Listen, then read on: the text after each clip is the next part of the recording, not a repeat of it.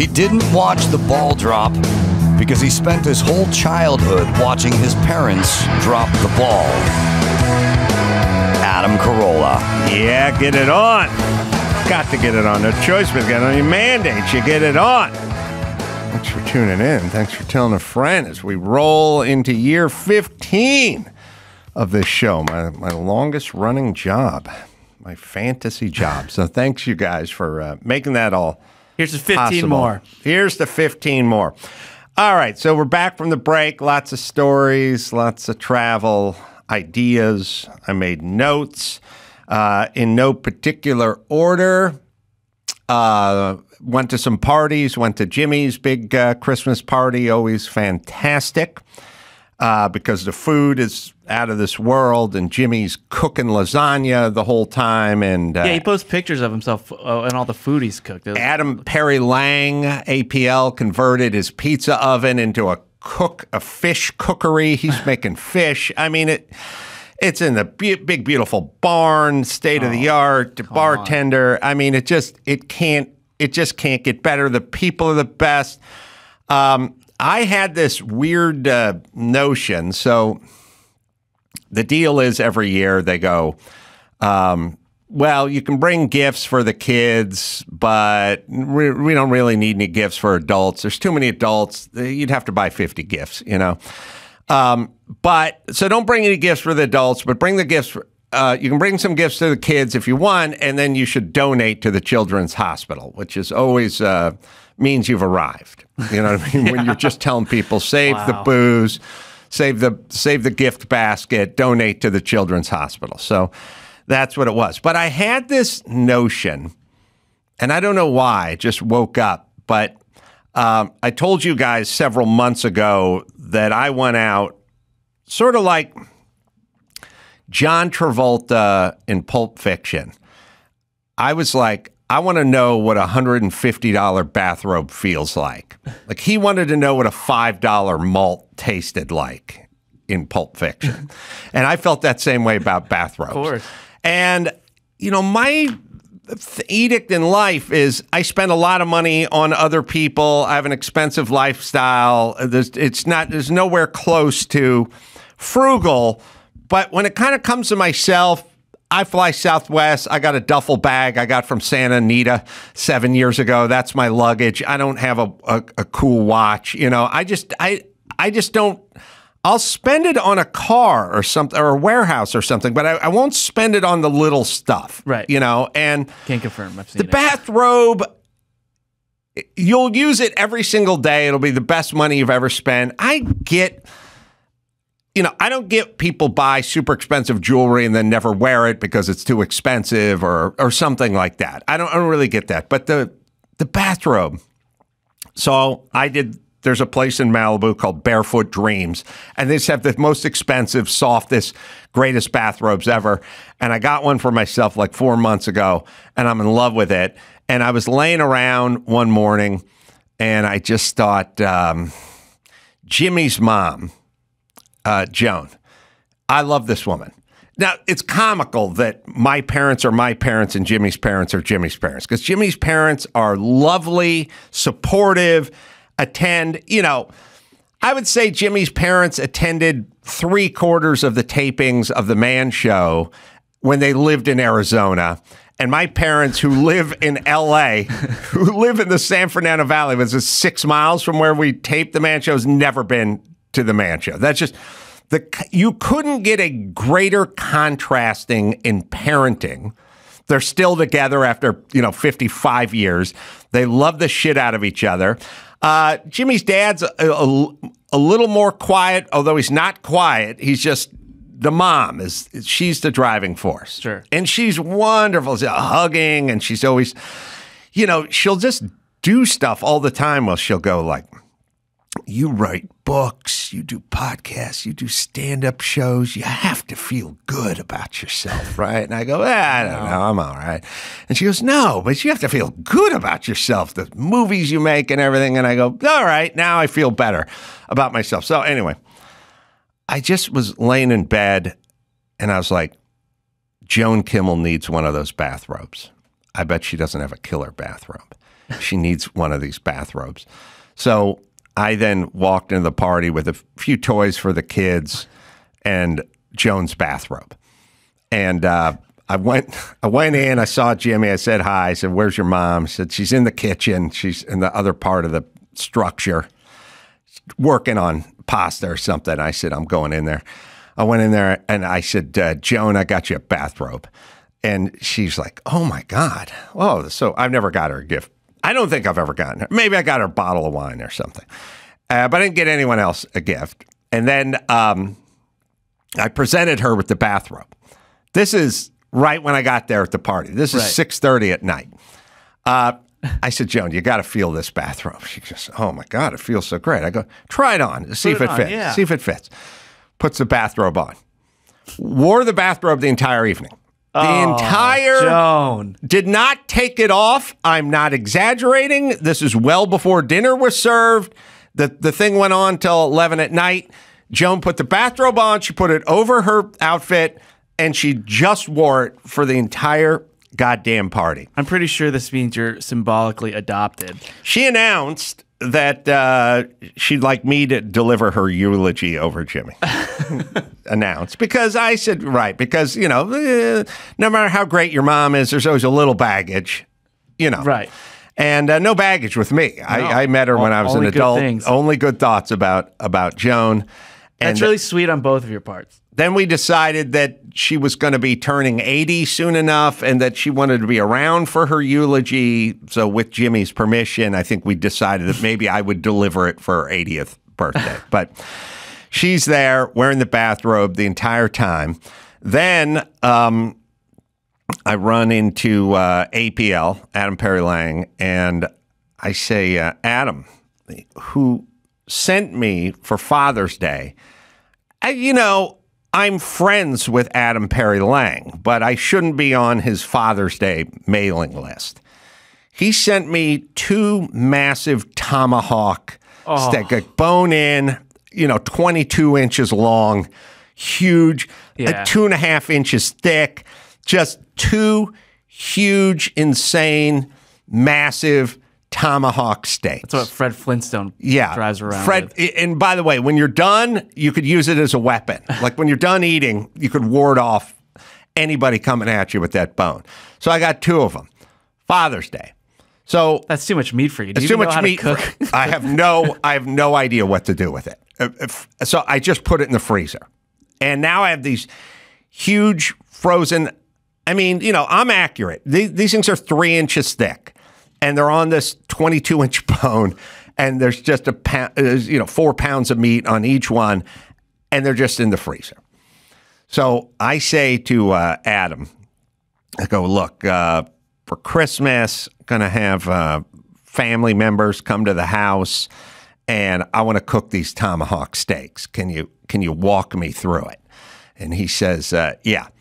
So he sends me a 5-page long text about what to do. First things, thaw them out. Okay. Yeah. Then rub them down with ballpark mustard. Oh. Didn't know it was a thing.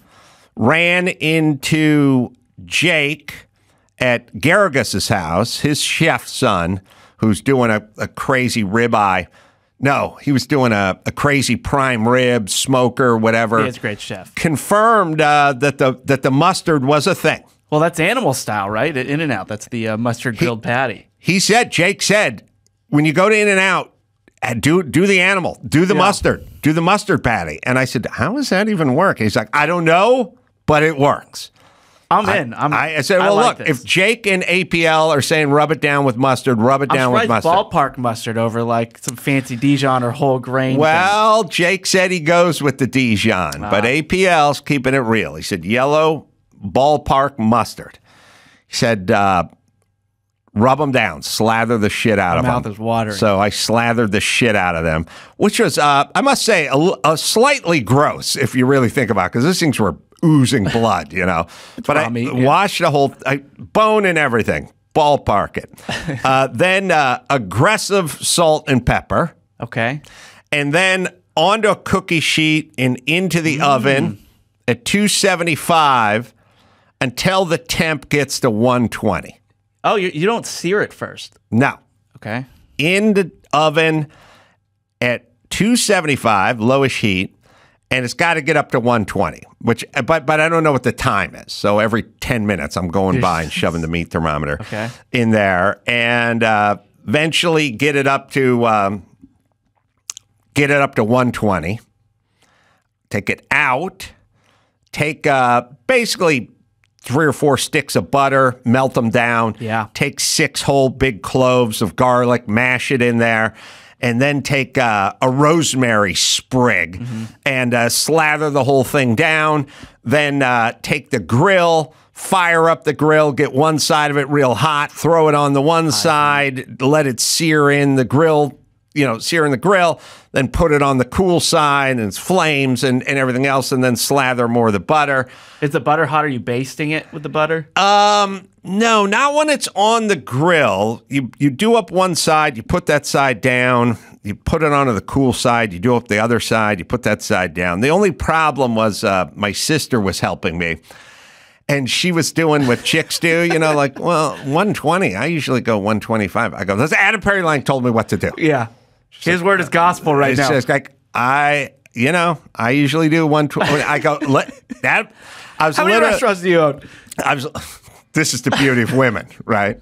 I'm like, APL said, and there was some guy, some boyfriend of somebody, a 45-year-old guy, was like walking through the kitchen or something while I was getting into it with my sister. I just turned to the guy, I said, you're a foodie, right? He goes, yeah. I go, you know Adam Perry Lang? He goes, oh, yeah, that guy's a genius. I go, okay. He has heard of this person that cooks. Like, if you've heard... That's what I say about golfers. Like, is this guy a good golfer? I go, have you heard of him? Yeah. Or NASCAR drivers. Have you heard of? Then he's good. Because you can only name 6 golfers and 6 NASCAR just the top drivers. And like, I only couldn't name more than 6 chefs. But this rando guy at the party knew he was. So I was like, back out to the grill, got the grill fired up, did the whole thing, put it in the grill until it gets to 140 on the grill. Nothing about time. Everything about temperature. Once it gets very scientific, seared on both sides and the grill marks get put in, then you slather it with the butter and the garlic and rosemary, a little more salt and pepper, whatever. Fucking fantastic. You let it rest? You let it rest. At some point, you let it rest long enough where Mike August comes in and takes like literally one full chop over to his table. Like Mike swooped in because... there was the pork roast and the chicken and the stuff like that, but everyone went straight to the fucking tomahawk. Like, that's how you know we're animals first. There is no... And when people plan parties all the time, they always go like, well, what about some vegan offering? Or what about... It's like, they're all going right for the tomahawk. You should worry about why there's not a third tomahawk, not about the vegan offering or the veggie lasagna or whatever. That's fine. But everyone's moving on that tomahawk fast. So came out spectacular, amazing. And it was kind of fun to like do the project. Like I kept looking at my phone.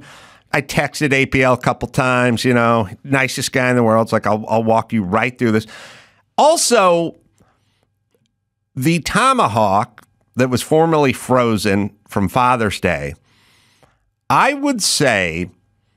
came out, and this is no disrespect, it's probably a tip of the cap. That tomahawk that I presented was every bit as good as what Adam Perry Lang presents because Adam Perry Lang walked me through the entire process.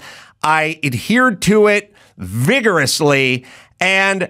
You got his design plans, and you but what I'm saying is I know everyone goes, oh, I saw something on the internet, or I have my neighbor Norma told me she used to work at Scissor. Fuck Norma. Everyone. Yeah. Find an expert, listen to the expert, don't put your own stink on it. I didn't deviate or no variation. Boom. I did exactly what he told me to do. All temp, no, fire was coming out. I was like, is it burning? It's burning. It's like stuck to the temp, stuck to the plan, fucking killer. Yeah. That's it. People have certain fields of expertise. Like when I used to build, I would argue with people all the time. I want to do it this way. I just listen to the fucking experts, all right? Not Fauci, but when it comes to grilling, listen to the experts. Right. Came out perfectly. Oh, I love it. How do you feel when you send him your cranberry sauce recipe? I didn't want to insult the man. So that was funny. Interesting. Then I also realized that, and then between APL's tomahawks and Jake Garrigas's brisket or prime rib that was smoked and then put onto the barbecue, it's too much. It's an embarrassment of riches. How do you cook your steak? Just real quick. It's always, according to APL, it's just like a lot of butter, a lot of garlic. What temperature? Maybe some olive oil. Honestly, the problem with the huge chunks of meat, to me, and the prime rib is it comes out a little too rare for me. I end up fighting with it a little. I like the part toward the edges that are ends. They're a little better done. I'm so hungry now. No, I know. It was so good. Then dessert. And I realized this is a first world problem, but it's like an issue. So I went over at some point, end up over at Danny Two Sheets' house later on in the week. I got Sal and Simmons there. We're having a good time. And at some point, I'm leaving, and Daniel hands me a whole apple pie and says, take the apple pie. And I say, that's all I've been doing is eating dessert. I don't want to have that thing around. Come on, take it. I don't want it around either. We get into a small argument. Eventually, he just hands me the apple pie, and I just take it with me in the Uber. And then at some point, I bring the apple pie back, and Sonny's there watching football with like 5 of his high school buddies. And I'm like, we're going to eat apple pie. You guys are eating apple pie. This is at night. And they go, yeah, we're good. What? And I'm like, what? What the fuck? And then I realized I spent my entire childhood hustling and arguing for dessert. Like if there were 2 pieces of pie, a pecan and an apple, the Carollas would have been, no, they're just not, don't have both. There's 10 people here. Everyone wants to get their piece of pie first, or if there's a thing of cookies and you start grabbing a handful of them, they would have been, the Carollas would be like, don't take the cookies, take one cookie, one cookie. It was a constant meeting out of desserts, When my mom would throw a thing, which she rarely did, or my grandmother would throw a thing, it was always you were assigned that you had to go to Dupar's and you had to buy the pie and you had to mule the pie to their house. And it was a constant battle over there's not enough. I want more. Mm-hmm. Now, what a gift you've betrothed upon these kids who are. Teenage boys are always hungry. Now, every time I leave a party, someone's handing me a pie, going, "Take it," and I go, "I don't want to take it because I'll go home and I'll eat it and I'll just get fat." And they go, "Well, I'm going to get fat. And you take it," and it's like weird time. I spent my youth like a raccoon in a dumpster, like scraping for pie and dessert, and now it's like defending your life, where he's at the restaurant and they keep bringing him more and more food, and he's like, I don't want it. I don't. I'm like Albert Brooks. Oh, you're taking the pie home with you. You get all the linguine you want. He's like, I don't want it. I don't know what the middle would have been, but I'm now at the far end of the trying to shun dessert that's being pushed at me now versus scraping and clawing for every calorie when I was 10. And so I stood there in my kitchen. It was Monday night after during the bowl games, and Sonny's there with his 5 buddies, and they're all 17, and I got this apple pie. It's 7 o'clock at night. No, it's 8:30 at night, and I go, who's having some apple pie? Because A, I don't want to eat it, and then B, I don't want to throw it away. I don't want to sit in the fridge. I could not think of a more perfect situation to get rid of apple pie. Gee, I know. It was like a mitzvah. And my kids, their relationship with dessert is a fucking whole pie can just sit in the refrigerator for days on end, and they will not touch it, which is insane to me. So they all gathered around the kitchen. I said, who's getting this goddamn apple pie? Now they all kind of looked down and went, we're good. I'm like, okay. First off, if that was me in high school with like Ray and Chris and my buddies, a fist fight would have broke out over who got most of the pie. And then Ray would have immediately rushed the pie and spit on it. Right. That was his move. He would, any free offering, he would blow a snot rocket on it so he could claim it in the name of Spain. That was now his pie because he spat on it. Absolutely. That's a move. So I got 5 teenage boys all kind of going, we're good. I said, boys, let me tell you a story. When I was Sonny's age, and I mean exactly Sonny's age, just about this time, same senior in high school, just like you guys are, same age, same time. When I was your ages, we had a pie eating contest at the Quad at noon for lunch, for entertainment for the school. I entered it. I did not eat the pie. I licked the pie. I nibbled the crust, but I did not eat the pie. It was an apple pie, just like this pie. And when the pie eating contest was done, when everyone else had pie under their eyelids and in their ears from shoving their face into this pie, I announced I'm now taking my pie home and I'm going to eat my pie at home with a jug of milk. I have a pass. I lived a half a block from school, so I had to go home for lunch pass, and there's still 15 minutes left in lunch, and I'm going to hustle this pie home, and I'm going to eat it with a jug of milk alone in my house.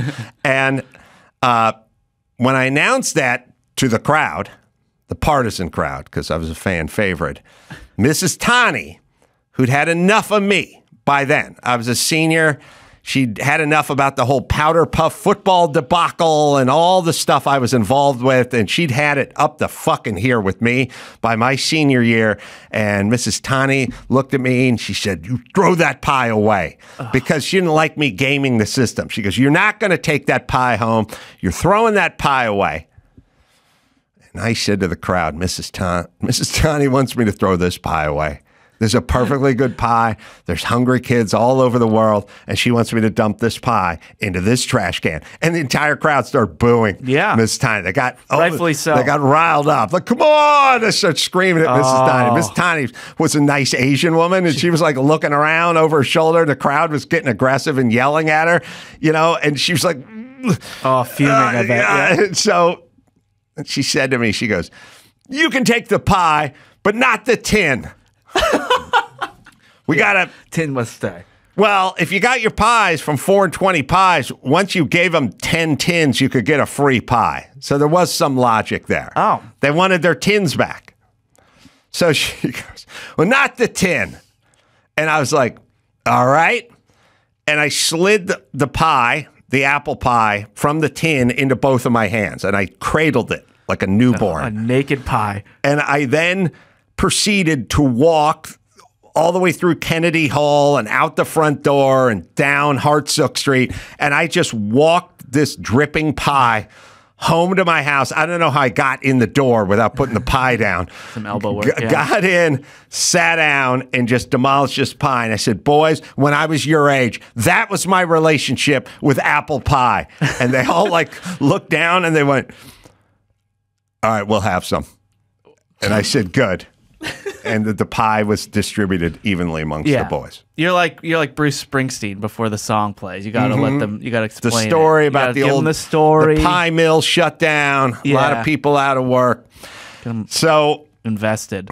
But I just thought, Jesus Christ! I went from clawing to get my hands on pies to begging other people to eat the pie, who have no desperate relationship with dessert like we had. We had a desperate relationship with dessert, which meant, well, where's my pie? These guys, they don't have it up in their head like an Amish guy would have with porn or something. Like they've created a bizarre, such a weird energy was created around all this because there was a lack of, and there's constantly, you can't eat that, and it's too much, and we can't afford, and it made me go like, I want my pie. So that was my pie-related story. But it had a good It had a good ending. You had to earn it. Went to New York, went and saw a Nets game. There shouldn't be the Knicks and the Nets.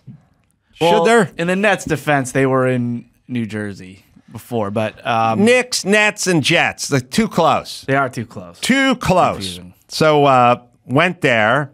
Was planning on just taking Sonny. I saw the picture you tweeted, right, like courtside. Sitting on the court. Amazing. Yeah. It was me and French Montana. Those are the big celebs. Yeah. Wait, so the crowd. how did this come about? I wanted to go.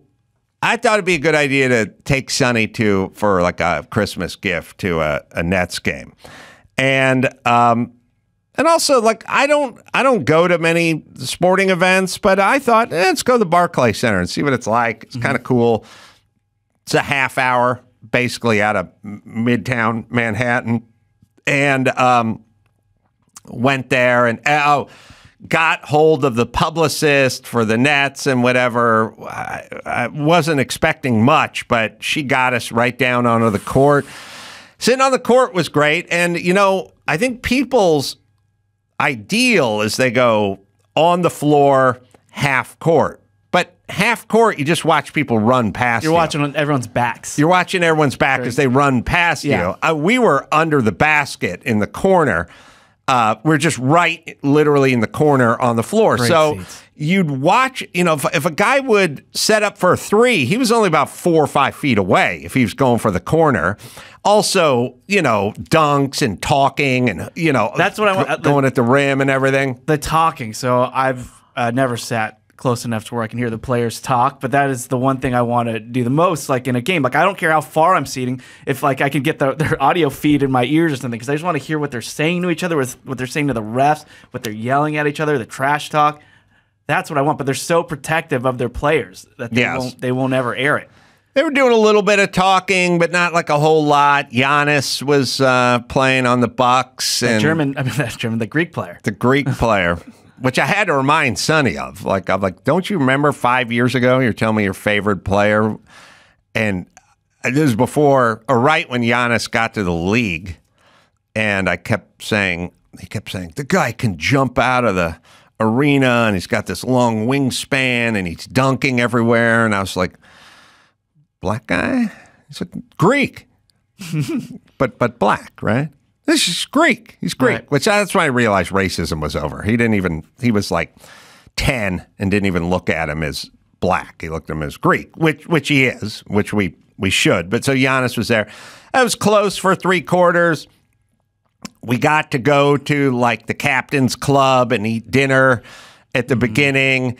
And I did have a little misfortune, which is you get there an hour early.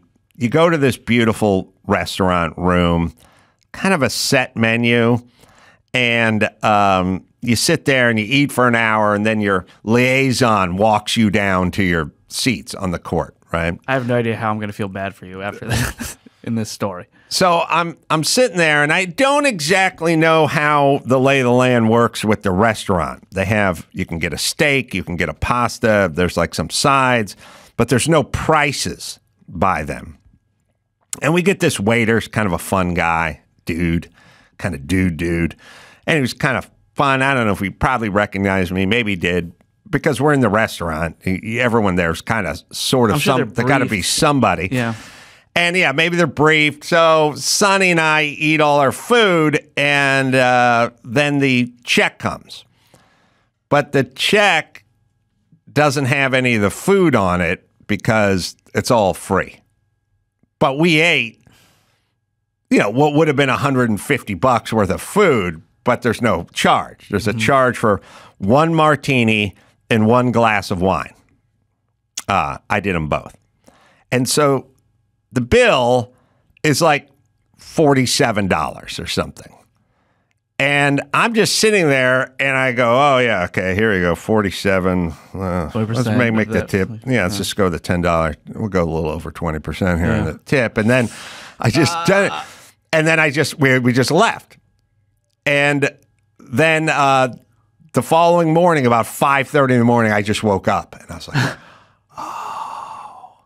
Because, all right, it's my fault, but you get a bill and you like tip on the bill. Right. And I was just, and by the way, that's all I've been doing the whole Christmas break is getting bills and tipping on the bill, tip on the bill. I just tipped on the bill. And then I woke up at 5 in the morning. I was like, oh, that guy thinks I'm the fucking biggest douche in the world. Oh, I think give in a his $10 defense, tip. he probably gets it a lot, but he should alert you. He should make it easy on you. Maybe put the original bill and say, look, this was comped off, or those receipts that have the percentage and the amount you're supposed to leave off the original check. The following morning, I found the publicist lady, and like I got to find. Wow, you really did feel bad. I remember the guy's name, but I checked with Sonny first. Like this was his name, right? Oh no, I didn't say that. I said, by the way, never do that. I just called Sonny and I went, our waiter, what was his name? And he's like, I think his name was Russ. And I'm like, yes, that was his name. And then I got hold of them, and then I told them, find this guy and, you know, give him $100 or whatever. But it did fuck with me. I will say. So at least I got that going for me. Although I should have figured it out in advance. The other thing, and I'm curious where you guys are at, but traveling with a group, kids, my daughter has her friend. Everyone but me has the big hard shell suitcase. The hard shell suitcase. I'm telling you, it's a scourge. Not a fan. It is a goddamn scourge. First off, there's no overhead in the land bin it'll fit in. Everyone's doing it now. And my daughter's got this thing that's 3 foot by 3 foot. I mean, it is a giant Yertle the Turtle. And at some point when the car picks you up to take all these people and their luggage to JFK from Midtown Manhattan, that hatches up. Everyone's got their hard shell shoved in there. Shit ain't fitting. I'm having to pull everything out. And zero flex. You need the duffel bag. You got to have flex. You got to have flex. At some point, my daughter's hard shell gets so overfilled that the zipper busts on it and leaves this 10-inch opening, in which case you cannot check it. You have to go to the luggage wrapping station. Do you guys know about this? I've never heard of this. I've never heard about it. You got to go pay $30 to go to a guy in the airport who looks like, if you ever see like what a tire balancing machine looks like, or mounting and balancing machine, it's like the size of that. They set your thing on this gimbal, and then they take this blue cellophane out and they just wrap it. It just spins around. That's like when you see a spider catches a moth and they start spinning it and just shooting the web, like spinning. It's like $30. I'm like, well, that took 18 seconds and 4 cents of materials, but okay. Well, what are we gonna do? We can't check it. The hard shell zipper. Now I'm guessing people like the hard shell because they don't want the wrinkles. But I'm saying deal with that shit at your destination. Most rooms will come with an ironing board or an iron or a steamer, or send it out or something. You're traveling around with that hard ass shell, very limiting. And there's no jamming anything in the back of the SUV. It's either making it or it ain't. Right. It ain't making it. Yes. It's amazing how much women can fill a suitcase. It's insane. Like how much stuff they bring. It's insane. I'm watching them trying to stuff these bags into the overhead compartment, and at least every flight, there's at least two girls who they're just like, it's not going to fit. Please let us check this thing. All right, we got some tweetsplaining to do. You've got some of my tweets. Wait, so you were in New York though? Was that for? You didn't stay for New Year's? No. Just it was really Natalia wanted to go, and so we're like, did the fine. touristy stuff. I saw like some Christmas looking at the Rockefeller Center. Yeah, she just wanted to go take pictures in front of everything.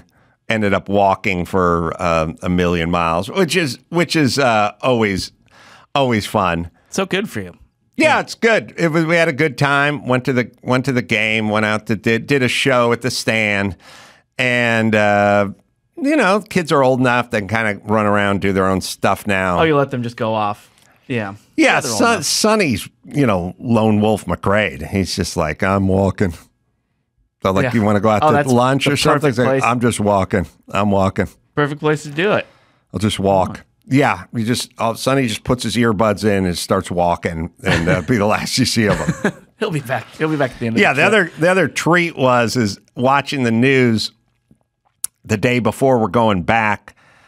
The news is Palestinian protesters are going to shut down JFK and they're going to shut down LAX. And I'm like, perfect. Those are my 2 fucking airports I need to go to in the next 12 hours. This is going to thank you, Palestinian protesters, you fucking douche nozzles. Was that the one where they tried to like send a balloon off? They did that one, I think, a couple days later. They were just going to block the roadways, block the road. You want to talk about winning over the hearts and minds of Americans? Block the fucking roadways so they can't get to the goddamn airport during the holidays, you fucking retards. Right. We need my paintball. We need paintball. And I'm talking truck-mounted paintball gun. Oh, like, we're talking real artillery I'm here. talking American Gladiator size paintball. In fact, let's have the American Gladiators do it, too. Let's have the American red, white, and blue suspenders, you know, into a Speedo, muscles bulging. Hey, Cyclone. Back of a Toyota flatbed truck, just truck bed mounted. And here comes Zeus and Chieftain Warrior, all dressed up in red, white, and blue, all with the big truck mount gun, just boom, boom, boom, boom, scatter. You fucking American-hating pieces of shit, scatter to the wind. Yeah. It would work. Because I was watching a few of the New Year's Eve broadcasts. I watched the CNN one, the Dick Clark. There was one in Nashville that they did. You watch any of those for New Year's Eve? Nah, I ended up over at Danny Two Sheets' house, and me and Kellison and Simmons and Sal, who we don't all get in the same room enough. And I forget, you know, Sal and Simmons and those guys. It's always like we're having such a great conversation that we just kind of got into it. And then Daniel's side, everyone needed shots, and I don't remember much after that. Oh, yeah. Good. Yeah, because I was watching. They were like interviewing some of the people out there. The people who go to Times Square for New Year's Eve, like they get there at 10 a.m. and they just stay there. And it looks miserable, absolutely miserable. It's I completely agree. If any of our listeners have been there and do that, tweet us or call us. I want to hear about it because I don't know why. I need to know why. Some of them, this makes it really bad, but some of them wear Depends. Yeah. They can't go to the bathroom. They can pee their pants. Yeah. I don't. Yeah. That just sounds miserable to me. You're right. All right. We got an intro. Here's the tweets he liked. He didn't reply because he cannot type. Here's the tweets he liked. Send him by you to piss him off all day and all night. Here's the tweets he liked. All right, so we usually do tweetsplaining with a guest, but during the break, you were very active on Twitter. Well, because I found myself sitting around airport lounges and airplanes, and anytime I got sitting around and nothing to do, I can't go anywhere. Yeah, that's when you'll get them. Yeah. Mm-hmm. All right, so we'll put them up, and we'll just we'll have you explain yourself. Mm-hmm. All right, so this one is back in the day, or well, Dawson, you want to read it? Well, they're always inspired by somebody tweeting me something. Right. I don't usually just a whole cloth go, I want to talk about hydration. Right, you quoted this, so. Right.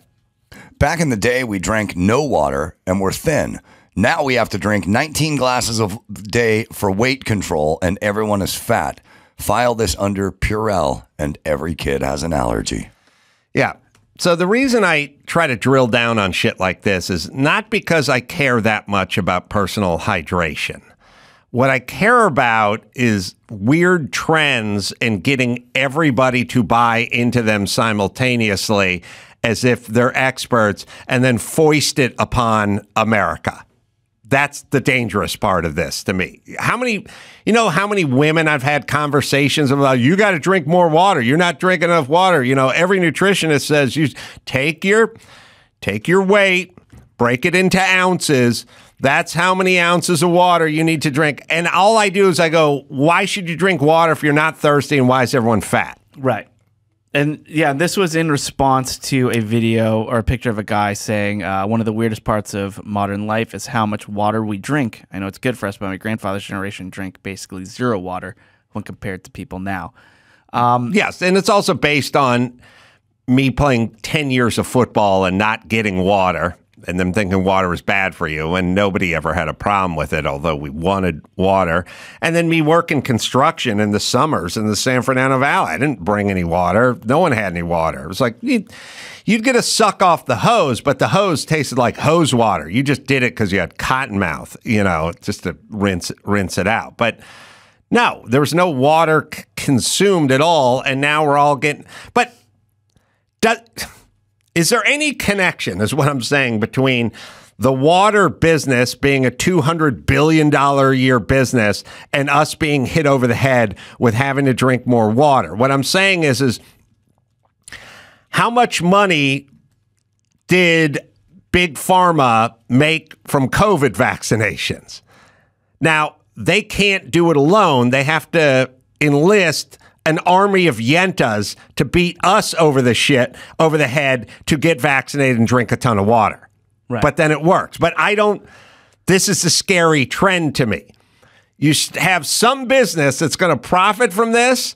You then turn it into some sort of health-related thing, and then you weaponize all the dumb people, and then they come at the old people who know there's no benefit from it and shame them until they do it. That's what I'm responding to. All right, let's do another tweet here. I told you guys, mini bike gangs are the beginning of the end for a city. It's more than symbolic. It means no respect for law enforcement. And that you quoted Ian Ziering's attack in Hollywood when he was fighting a few mini bikers. It's on TMZ. He was attacked by a roving mini bike gang, which we can watch because it's funny. First off, they ride mini bikes, and they're like young people, and they're basically white, so they can't fight. They can't fight, and there's like chicks and dumbos. So Ian Ziering's 59, and by the way, there's chicks, and they're all horrible. Watch this kid tries a hook slide on Ian. Boom, hits the ground. Yeah, then tries a razor ruddock uppercut and misses, then gets thrown on the ground again. That little puss got his fucking lunch handed to him. He's trying to go after him and hit him with a helmet. Okay. Yeah. These are mini bikes. All right. Now, I told you guys 3 years ago when I was in Chicago sitting at a beautiful restaurant eating outside, because of COVID, because that's the way the virus works. I was watching the ATVs and the dirt bikes go all up and down the street with impunity, right? And then I started telling you guys earlier in the year about the mini bike gangs that were just heading down. Just like the water, it's symbolic. It means they have no fear of the cops. That's what it means. And it's not in a bubble. It means we in general do not. Here's the problem in Los Angeles. There is no healthy fear of law enforcement whatsoever. That's why they go into the CVS pharmacy and just take everything off the shelves. And they're not running, they're walking when they do it. They don't care. When you have a society that does not have a fear of law enforcement and people go, well, why should it have to be fear? All right, call it respect. Whatever it is, then society starts to come unraveled. The mini bike gang is the symbolic non-respect and no fear. I was a kid. At some point, I got myself like a Honda Trail 50 or something.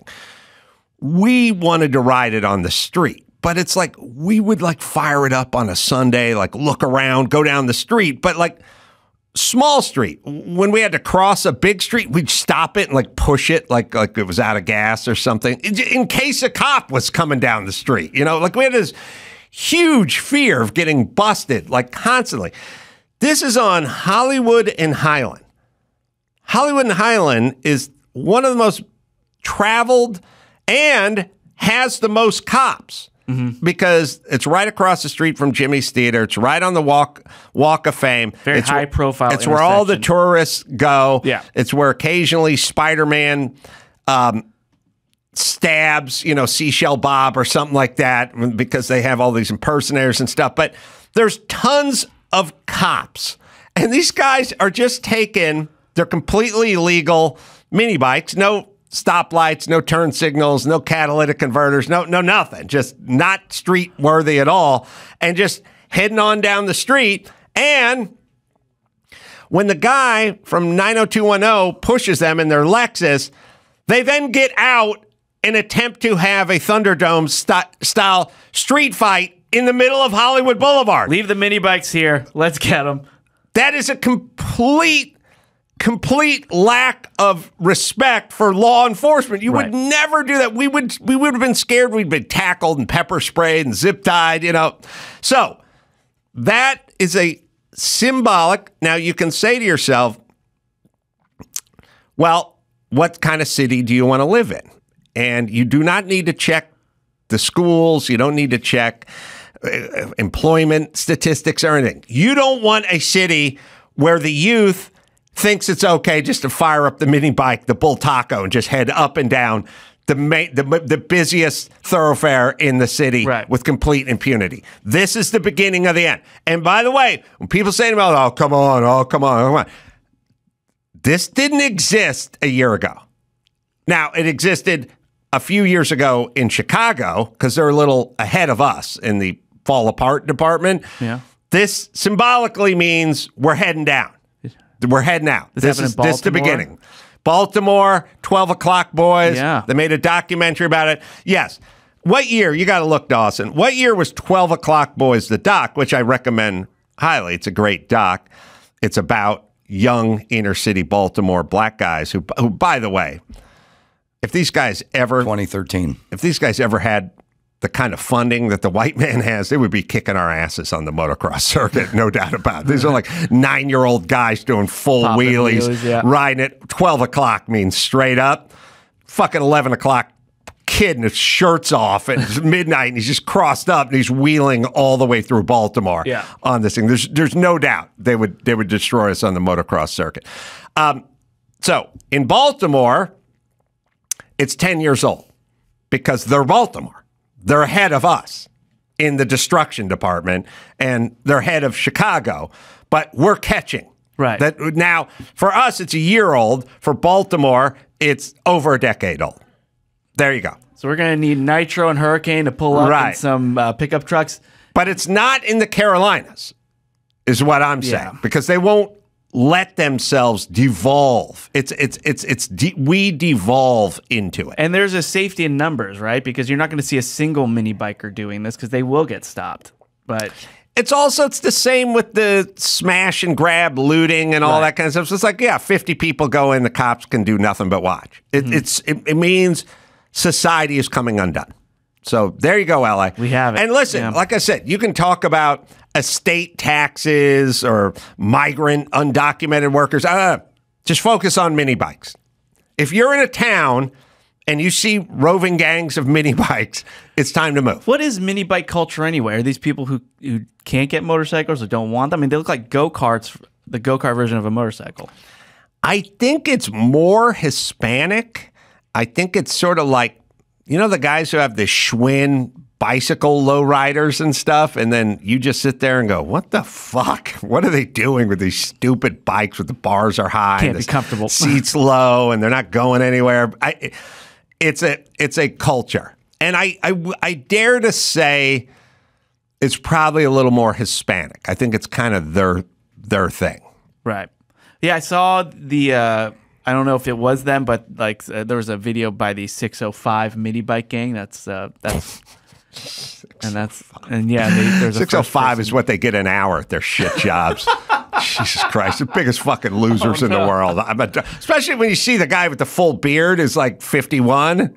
He's got a mini bike. It's worth $400. This is their thing. Oh, Jesus fucking Christ, idiots. Keep it on the track? I don't know where you're supposed to ride a mini bike. Mini bikes aren't even fun to ride because they don't handle well. The front tire's is sort of flat. You know, it's not round. It's like it's flat on the top. So when you turn, it's kind of weird and herky-jerky. The position is bad. Your balls are on fire. It's just to annoy people. That's all. It's a FU to society. I'll stick to the bird scooter. That's right. All right. Let's do. You want to do another one? One more. All right. Okay, so this is in response to California Pizza Hut franchises, where they announced layoffs of delivery drivers before the new $20 minimum wage. Yes. And you said... The gov never understands the private sector, always has a counter move. Yes. Well, California especially, and Gavin Newsom and everybody here, we have this thing where we'll go like, just raise the minimum wage to 25%, $25 an hour, you know, and then the people. So here's the main disconnect. The government just makes decrees, but they don't have to live with their decree. So nobody who makes the decree of raising this or doing that or having a third aisle for the gender-confused kids at the Toys R Us, they don't live it. They decree it. They don't hang out in the aisle, and they don't pay to have the aisle made, and they don't pay to have the extra employees and the whatever. It never touches them. They just make the decree, and then they go home. Yeah. And they don't make minimum wage, and they don't know anyone who makes minimum wage. Their kids go to fucking Stanford, Brown, and Harvard. They're not in this group they make the decree for. So they make the decree, and then they go home. The businesses have to live with the decree. They need to snap into action because it is them who is now footing the bill for the extra toy aisle or the third bathroom for the fucking he-she's or the $20 minimum wage when it should be $14 minimum. They got to start cutting checks. And here's the problem for the government. The problem with the government is these people work in the private sector. They don't have tenure like you assholes have, and they also have something called competition. So they're constantly working out.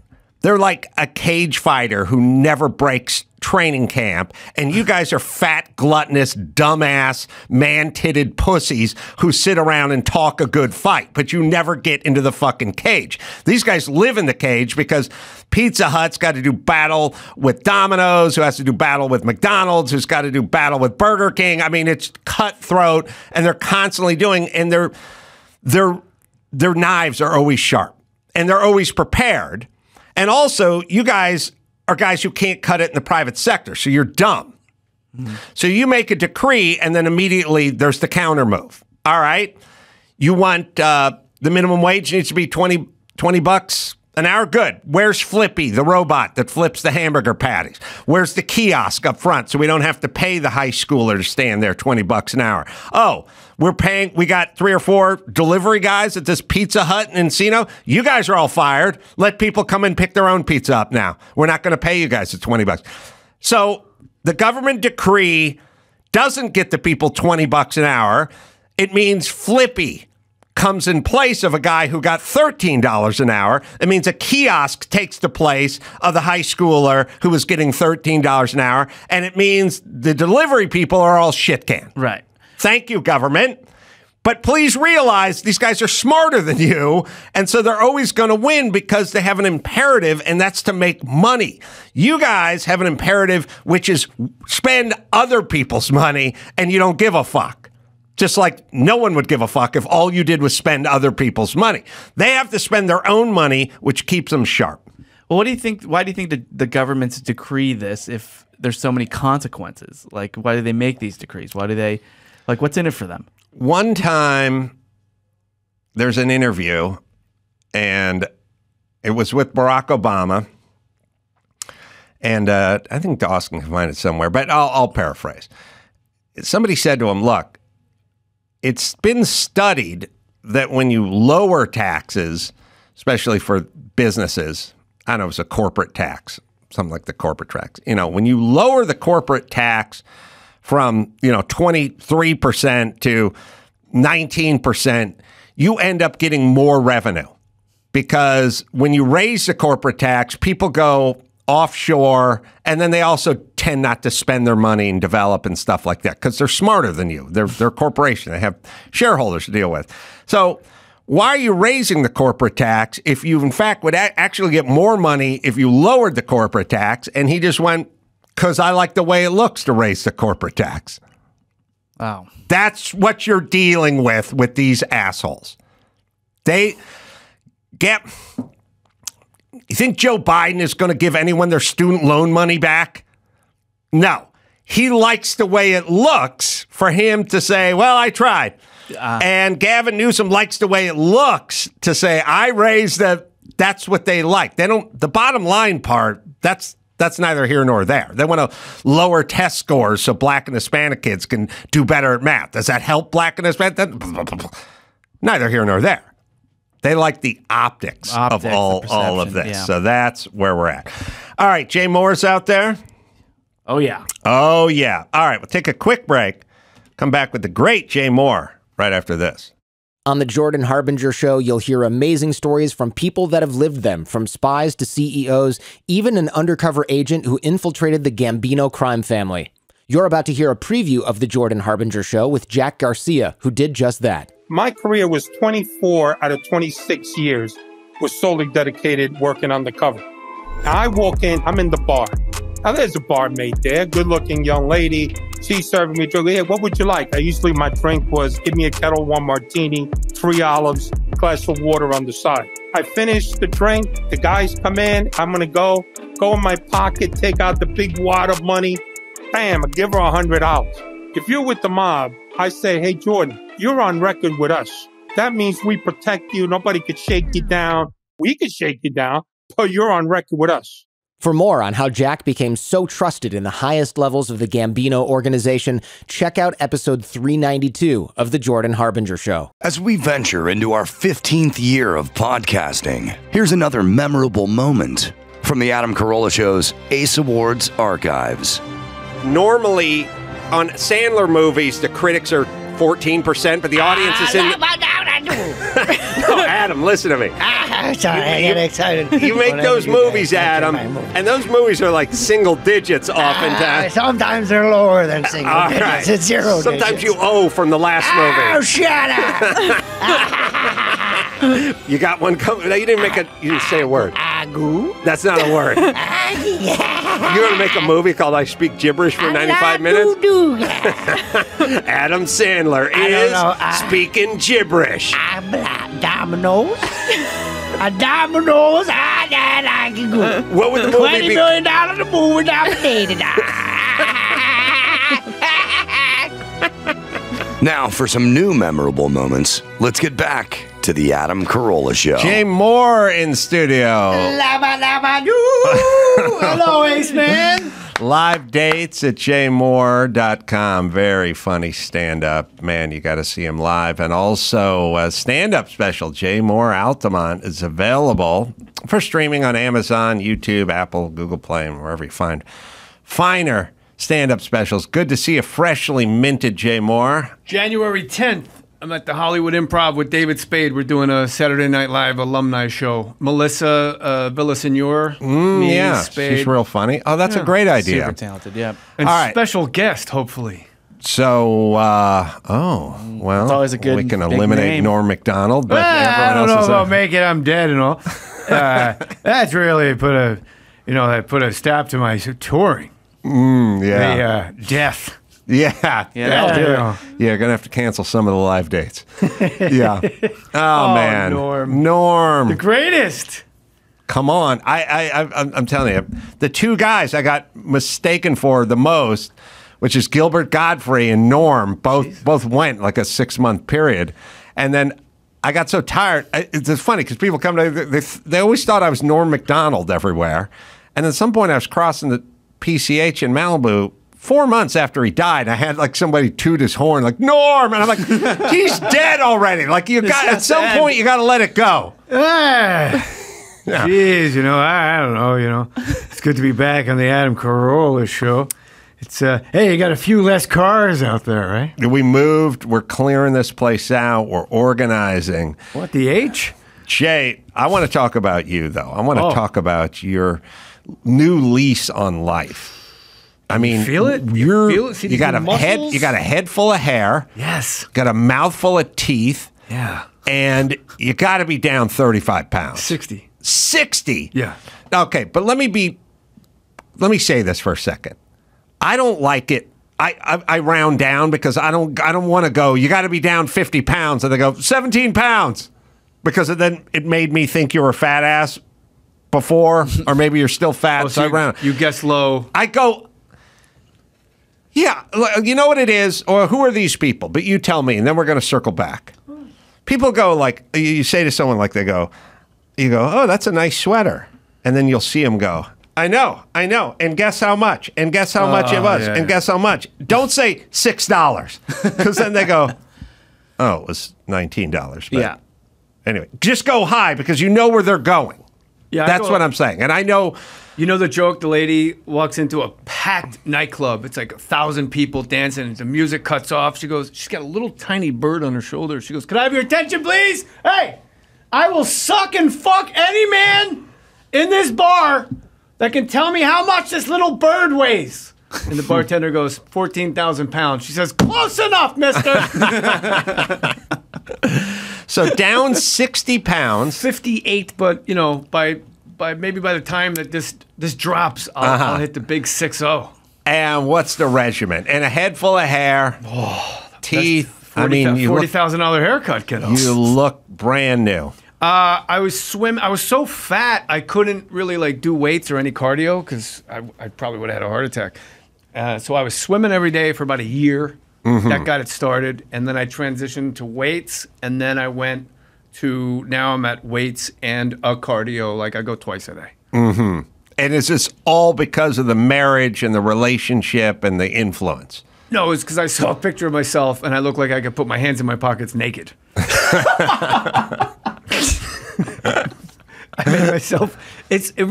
Me and Dr. Drew were talking about this a long time ago. You really only do something when you reach self-disgust.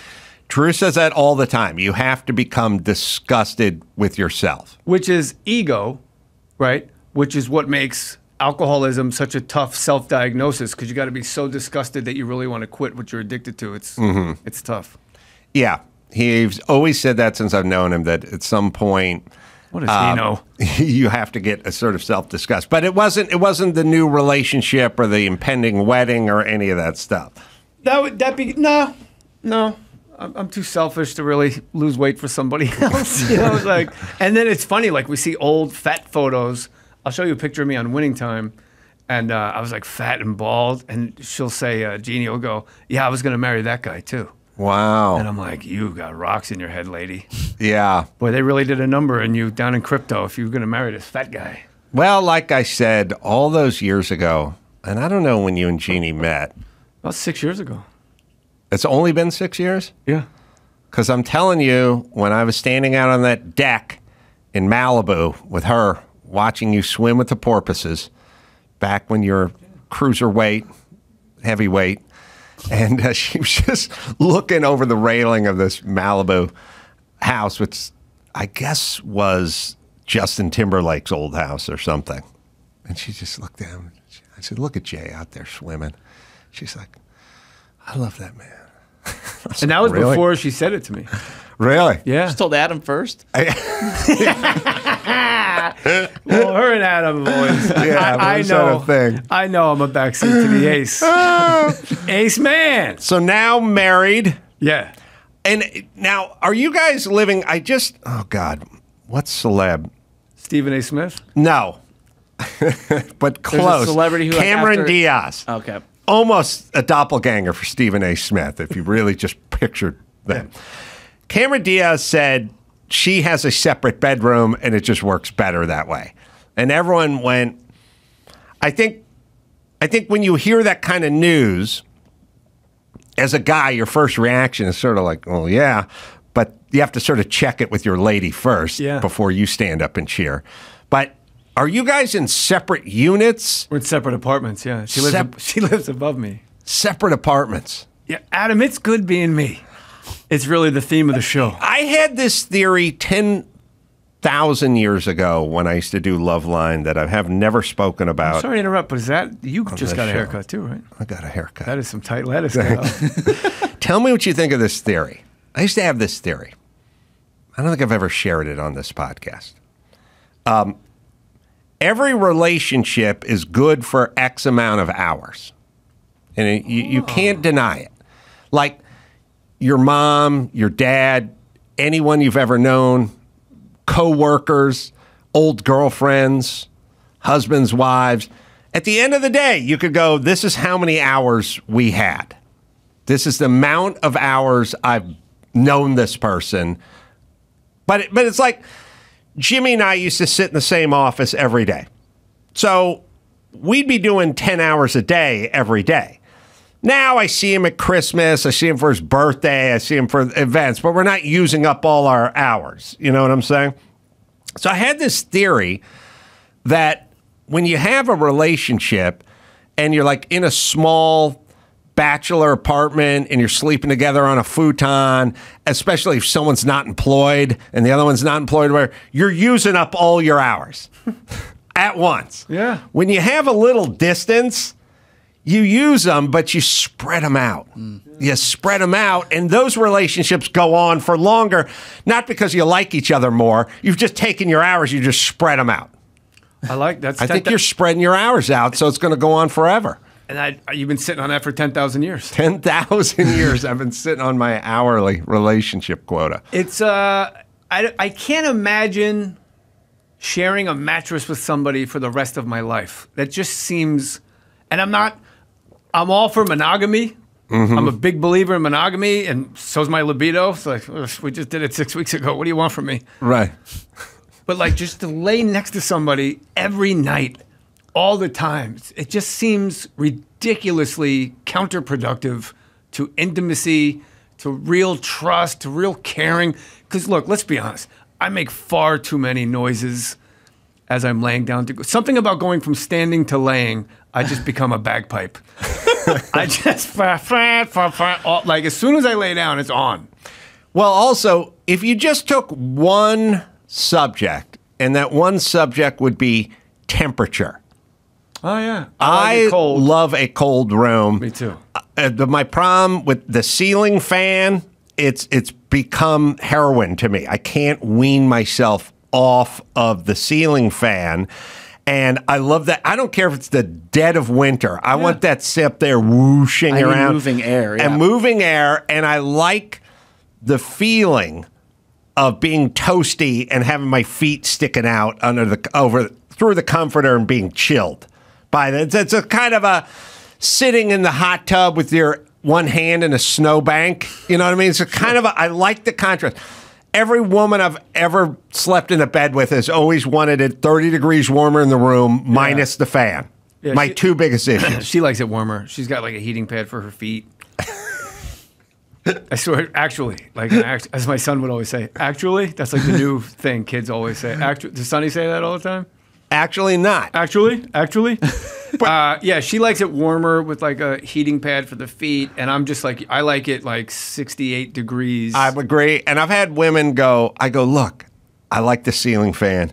Just put some blankets on. You don't have to deal with it. And they go, my forehead gets cold.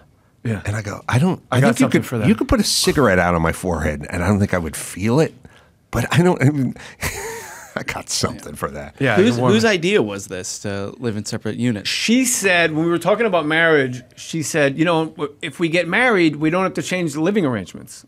And I fought every urge to just get on my knee at that moment because I didn't have a ring yet. And and it works. It just works. Is it a duplex? There's 3 apartments in the building. She's on the top, I'm on the bottom, and there's judges between us. Oh, you have a buffer apartment. You have you have a demilitarized zone. You have Checkpoint Charlie actually acting as a coaster between you two. It's the lettuce in the sandwich. Wow. Now look, if it's a gay couple, that's optimal. No, Charlie and Nancy. Okay. They're judges, and if we can get them to move out. And they're judges. Yeah. But that's good too. Yeah. Because if there's a dispute, they can bring a lot of their legal experience into that. If I'm ever arguing with Jeanie, you have permission to hit me in the face with a shovel. Is she just the nicest person there is? You already know that. Yeah. I do know that. She's ridiculous. But I don't know if some people... It's all an act. That's what I'm saying. Because she's insufferable. I come from degenerates in the San Fernando Valley, and so I don't even pretend to be nice. But I feel like when you come, people know your name, and you come from royalty in Los Angeles, you have to be nice because people are constantly going to be judging. She's the nicest person I think I've ever. Well, there's Henry Winkler and Paula Abdul are the mommy and daddy of the nice columns, or female and male. It's like Paula Abdul and Henry Winkler are just you can't top that level of kindness. I didn't know Paula Abdul was that nice. Oh, it's ridiculous. She's really? She's so sweet. Even as an American Idol judge, she never said anything bad about the singers. She's a real sweetheart. She's like Henry Winkler, but a woman. Like that kindness. And she's the Fonz. And that joke stunk. You deserve better. I'll rally. But Jeannie's like, but also what makes her like in perpetuity, and then I'm going to, is she's so happy when somebody else has success. She's really great at, because I'm surrounded by comics my whole upbringing, so it's like, oh great, geez, I didn't get an audition for that. Right, yeah. Where she's like genuinely, like if Julius Randle has 40 for the Knicks, he was a Laker, and she'll go, did you see Julius? Oh, right. Like she's always happy. Once your family, and she's always fired up about you. Wow. Yeah, which is a skill I don't have. Yeah. Once you're out the door, beat it. Yeah, I think there's a handful of people you root for because they're just so good. And, I've always rooted for Jay Mohr because... Yes, you have. I always said, I always thought Jay's a underrated talent in the sense that I always thought you're a great actor and maybe you didn't get your due in that world. But I also remember very clearly when you transition from being a douche to a nice person, and I was trying to explain to some other comedians, Jimmy and Sarah, was going, oh no, he's nice. And they were like, oh, come on, he's not nice. He's Jay Mohr. He's a douche. And I'm like, I used to say that too. But then he started to be nice. I remember that. I was early money on the nice Jay Mohr train. Yes, you were. And I'll never forget it because it actually helped me how I felt about myself too. Really? Oh yeah. Because you were on K-Rock, I think, and I came in to do you were on some terrestrial radio station, and we were Loveline. It was like 2 hours. Yeah, it was Loveline. Like we just chopped it up for 2 hours, and I remember you saying the next time I was there that you had that conversation. You're like, no, I was with him for 2 hours. I would have seen the cracks. Right. Yeah. No, I interviewed you and I said, what happened? You used to be a douche. And you were like, I was, and now I'm not anymore. Yeah, I don't know what happened. It has an expiration date. It's like, Richard Rohr has a book, Falling Upward, where he explains there's two parts of your life. And whatever serves you in the first part of your life, you go to there's like this halftime in your life. With me, it's like an intervention where it comes to a head where just whatever worked for you in the first half of your life just doesn't work for you anymore, and things become a little chaotic. And then the second part of your life is just using everything that you were trying to get in that first part of your life is building the container. Second part of your life is now just keep putting stuff in it. Right. Because as a comic, being so single-minded, like that great white shark mentality, just swim and eat, swim and eat, swim and eat. You get successful, and that doesn't work anymore. It's like then you just become a sore winner. Right. Yeah. So you just gotta, I don't know, it happens. And then you get demolished, and you're 50 years old at your own freaking intervention, and you're standing in line for meds with one of those little paper cups, the real itty bitty ones that only are for pills. Yes. Like that's kind of humbling. It's like, yeah. I'm ready to live again. Awesome. Well, couldn't have happened to a better guy. I go, come on, Ace, you're firing me up. I always felt that way. Then you get your credit, and ideally you reach a part. I'm at the part where I just don't care. I know a lot of people say that, but you know where I'm at as far as my spiritual, as far as what I just crawled out from under in my personal life. You staring at my hair? No, I was looking at your peel. Oh yeah. I got a peel Friday, but it was fine. It looks good. Yeah. Yeah. So yeah, once you get that humbled that you're standing in line for meds in your pajamas with a bunch of other wackos, it's oh, your roommates. Your Mexican roommates. Armando. Armando. And if you didn't roll the R's, he corrected you. That's not my good morning, Armando. That's not my name, vato. My name's Armando. Oh, I said, forgive me. I couldn't do it then. I think didn't realize these you were an may be asshole. some of the guys on in these mini bike roving gangs. Right. Ian Ziering took a beating, huh? Yeah. Excuse me, Ian. Ian. Jeez. But he hit first. The video shows him getting out of his car or whatever Shows it him is. shoving a guy in the helmet first. Yeah. But that's true. But the police report considers Ian the victim. So I don't know what the story is. I don't know I don't know the guy, and I don't know his level of street smarts. But if you ever get out of a car to fist fight, you have lost. Especially a group of like-minded individuals. Like maybe one guy, but 11 guys who are all wearing the same embroidery on their same denim jacket because they're the mini bike lowriders. That's a group of people you must fight. And conversely, if you're not in a car and a guy goes to get out of the car to fight you, that's like victory. Pop, pop. Yeah. And then some chick. I monkey business. I love the That's good street smarts. Run into the middle of the street. For real.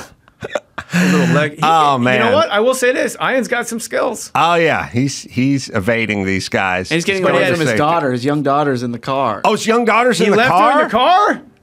I didn't know his daughter was in the car. Daughter's in the car. What? I think Why she's in didn't her you teens. tell me that? How old is the daughter? I think I forget. I Well, think young teens. he's 59. So I will say this. My man could speak with his hands a little bit. yes. I got to give him a little credit. But you don't want to fight people with a helmet on. Like, how are you going to win that fight? No, that they do it in football all the time. The guy tries to bash the other guy in the head, but he's wearing headgear. Yeah. And you can't do anything about it but break your hand. How like guys like you and me would always make jokes about the athletes. The names are getting like more and more preposterous, and like Key and Peele had that sketch. But there's a guy on Alabama whose name is Kool-Aid, and I want nothing but blessings for him in perpetuity. Kool-Aid McKinstry. Yeah, we're he's rooting gonna, he's going to be a Nick Saban first or second round corner. He's going to be wild. He'll never have to get a real job. Yeah. This is my son, Kool-Aid. Kool-Aid, best name I heard in football since Atari. The greatest use of one of those names is I was listening to AM legal. You know that shows they used to do. You know how to party, Ace. I love AM talk radio, and I was just listening to AM talk radio where they have like legal on the line. We have this judge and this lawyer and whatever, and we talk about all legal things, and they were with the Legal Defense Fund and trying to get people who've been wrongfully imprisoned. And one of the guys who was in prison had changed his name from, Gerald Wilson to Cash Register. And these guys had to address him by his new name, Cash Register. And so they were like, and Mr. Cash Register was incarcerated illegally because he was accused of stealing money. Mr. Register, Mr. Cash Register. And it was like, first off, I can't think of any of the nuts and bolts of the case because you keep calling your client Cash Register. Was it actual stealing money? Was that because that's a big FU to the man to change your name to Cash Register if you got wrongfully imprisoned for stealing? If you look up Cash Register inmate Los Angeles or something will come up. But he gave himself the name Cash Register at some point. Well, you did it too. I mean, you showed out. You flexed on the middle. I went with, well, I don't want to have to tell Jeanie this, but I was telling my boy this, and my friends came over, his friends came over, I know she thinks my middle name is Lakers. That's what I thought it was. I told my son, his friend came over, and he called me Mr. Carolla. And I said, no, that's my dad. I said, you call me Cash Widecock. Yeah. That's my name. That's what I call you. Yeah. Cash Lakers Widecock. So your middle name is Lakers. I should be able to get into any home game, right? Well, you can now, but before that, I should have been able to do it. I got you. It's on my license. That's badass. Yeah. I wrote it in, which just Cash Delano Register is the guy's name. He kept Delano. That's what it says on my screen. He's Italian. He spelled cash with a K, so. Does he have a YouTube channel now? Or? Is he free? Do we know what his status is? This is my new impression. It's people on YouTube or TikTokers. They all talk the exact same way. What is your relationship with the Lakers now? Are you going to games, all the games? You going I'm away power games? forward. I know that. Yeah, I got everybody pregnant. I saw the in-season I'm tournament. in the blocks. In-season tournament. I led all scorers. What do you mean? What's my relationship with the Lakers? I'm a fan. But are you going to all the games now? Yeah. Or are you go away too? Are you going on the road with them? No. But Jeannie's got to go to all the home games, right? She doesn't have to. She chooses to. All right, We're that's a going better tomorrow. way. That's a better way to describe it. And I liked the in-season tournament. I thought it was ridiculous, and then as it was going on, it got me. I was watching against the Suns. I'm like, it is December, and I have an actual knot in my stomach. Like, I'm like, this is who cares? It's December, but they did it. They got the bag. are you getting out to the ice house? Because there's a bus who now has the ice house, my right? new brother-in-law, Mr. Yeah. Jeanie Buss. Oh my God! Oh my God! You got the Lakers and a comedy club. It's too far from Christ! I'll do it. Too much. It's when it's a new, like anything in life, when it's a new part of your routine, or it's just the hardest one to like kind of get into. But it's Johnny's great. He's great. Johnny always looks like somebody told him something funny a split second before you walked up to him. Yeah, we've done shows there. sense? I've done shows there. You know what I mean? Yeah, he's super nice. He's always like he always like it turns to you like this person over here just said something really funny, and he's like, hey. He's just always like, hey. Cash Delano register cleared after 34 years of a wrongful murder conviction at the age of 53. Should have changed his name to Bloody Knife. Yes, Cash register. It's a real thing. Good for you, Cash. So, Badass. for you, dates, travel. Yeah, here projects. and there. I go out when I feel like it because I don't want to start to hate it. I have a sponsor that makes me go on the road still Really? because we're self-supporting through our own contributions. I would think the sponsor would be worried about the road. No, he comes with me. Oh, well, Yeah. then he's not. Then he Silver- just wants silver. free food. Yeah, he does too. Oh, you got to get Cowboy Dan in here. He is Your sponsor? Oh, you have no idea. I already love him. Cowboy hat with shorts and Kyrie's. Oh, really? Yosemite Sam Fu Manchu mustache. Wow. He's really loud. We were in Tampa Airport, when you leave, first flight out, because there's nobody ahead of you. You get out quick. So it's 6 a.m. We're at the gate. You got to know this guy. He's really loud. Hey, how you doing? And everyone's like, Jesus, right. it's 6 a.m.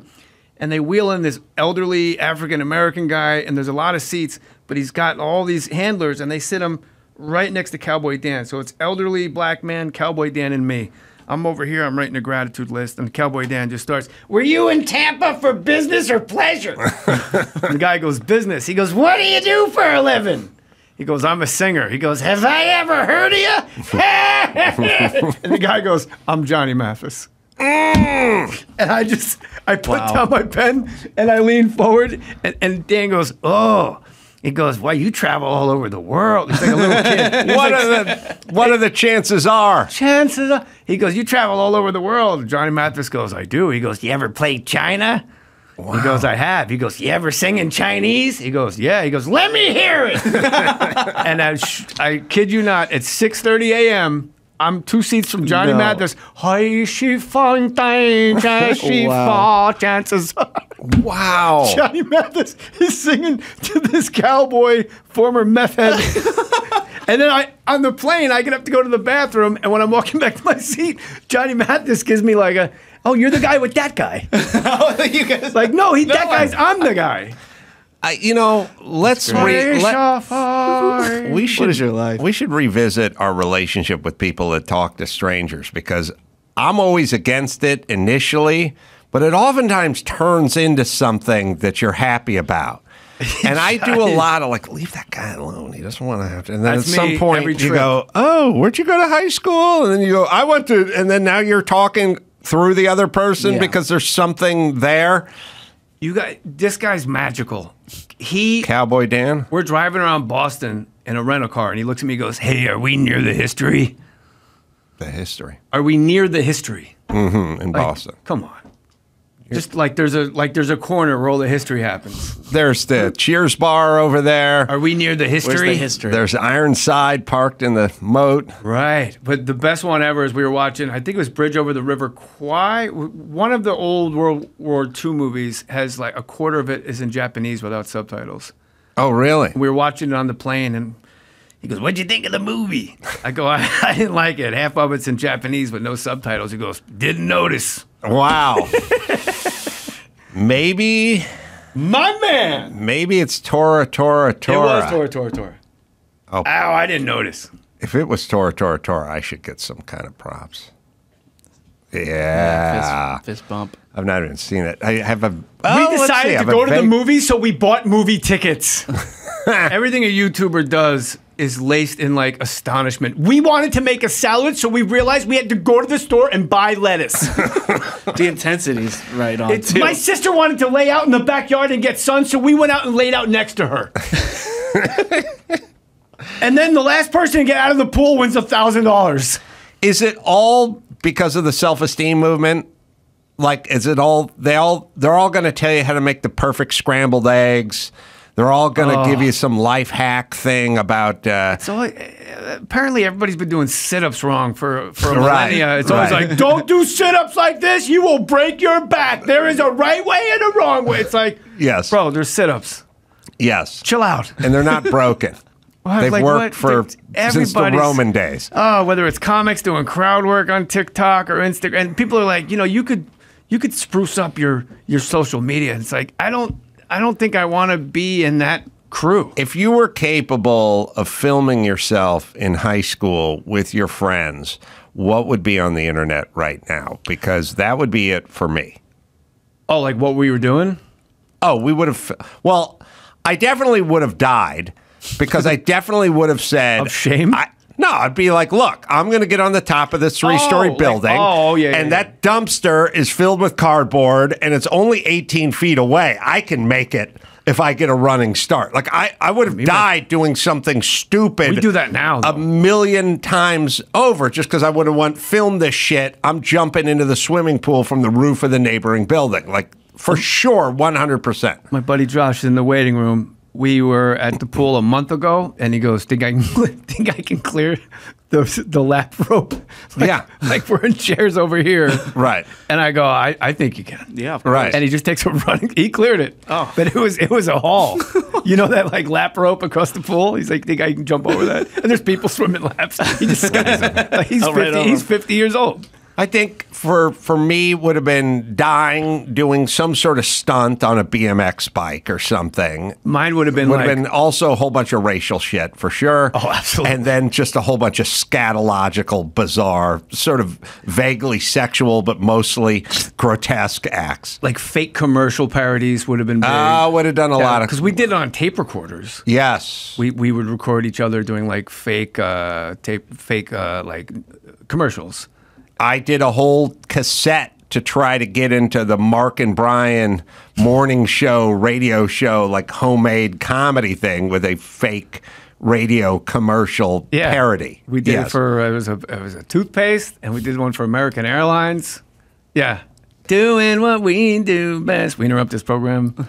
Do you remember what it was, or like it was why American it was? Airlines. We're American Airlines. We interrupt this program. There's an American Airlines flight, blah, blah, blah, crashed into a mountain, killing all 322 people on board. We'll be back with more after this. Doing what we do best.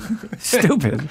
And there was one where it was like a new toothpaste, and the guy goes to kiss the girl. A guy goes to kiss like his dad, like, "Hey, Dad." And then we just took the drawer out of the desk and just threw it on the ground. Pew! Stupid, like Mad Magazine stupid. Did you write, you want to hear, see if you can get gayer than this. I'll show you. In high school, I had a buddy with a huge dick. And everyone would always go, and don't give me this shit, where the people go, "How'd you even know? How'd I even know?" Because I stare at his dick all the time. We jacked off shoulder to shoulder, laying on the floor to sleep over. How do you think I know? How do you think I know? I knew everyone. I bet I can come first. Oh, game on. If you took my top 10 friends and said, "Put your dick through a piece of plywood," I could identify every single one of my friends by their dick poking through a piece of plywood. Easily. What's Ray's? Nice? Not as good as he would like, but a nice vein in the top. So what's the gay part? The gay part is my friend had a huge hog, and I wrote at least 6 parody songs about how big his dick was. Is that gay? No, I mean, we had a guy with a huge hog, and the rumor was he couldn't fit it through. He wouldn't fit through an empty toilet paper roll. Oh, So it was interesting, like- Mason Dixon. So it's like, hold on, I have one of those. So it took like 10 minutes to get all the toilet Really? paper off. Oh. And we handed it to him, and he's like, I got to get hard first. And we're like, go ahead. And we're just standing around watching this guy at a top bunk punching his clown. And then he bricked up, and it was like, whoa, and it didn't fit. I'd make it through, but I wouldn't come out the other end. Oh, really? You? I think I could make it out the other end. Yeah. I don't know how much I could make it out the other Like a end. gerbil in a habit trail? Yeah. Did you, is this an old gay thing, or Chris, did you know your buddy's dicks? I didn't. Yeah, this must be an old. He's gay Filipino. Thing. Yeah, Oh, okay. You don't do that. You're Filipino? I am. You knew all your friends' dicks? No. Oh, okay. And what, that's top 4 or 5? No, none. None? No, but they knew mine. Well, how did you conduct the toilet paper roll? So I knew Mike's.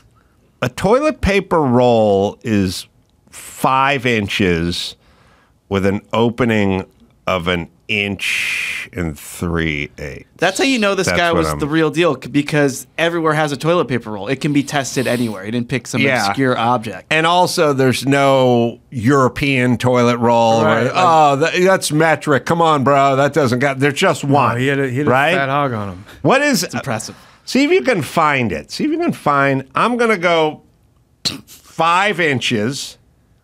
Well, that lets you know how old we were. That But like an inch 5 and a- inches was astonishing. Inch. Well, but he had to make it in. Yeah, that's the part he couldn't do. That's the part he couldn't do the by curve. inch and 3/8. Mike Lenecki. Look him up. See if he's doing Inch and a. Yeah, look him up first.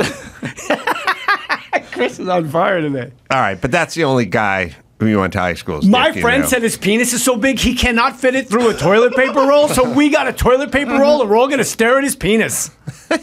I'm a YouTuber and everything's extreme. Whoa! Meanwhile, my son's watching these extreme YouTubers with just like a zombie on the couch. Yeah. So he chubbed up, and you watched him try to put the dunce cap on. We watched him chub up.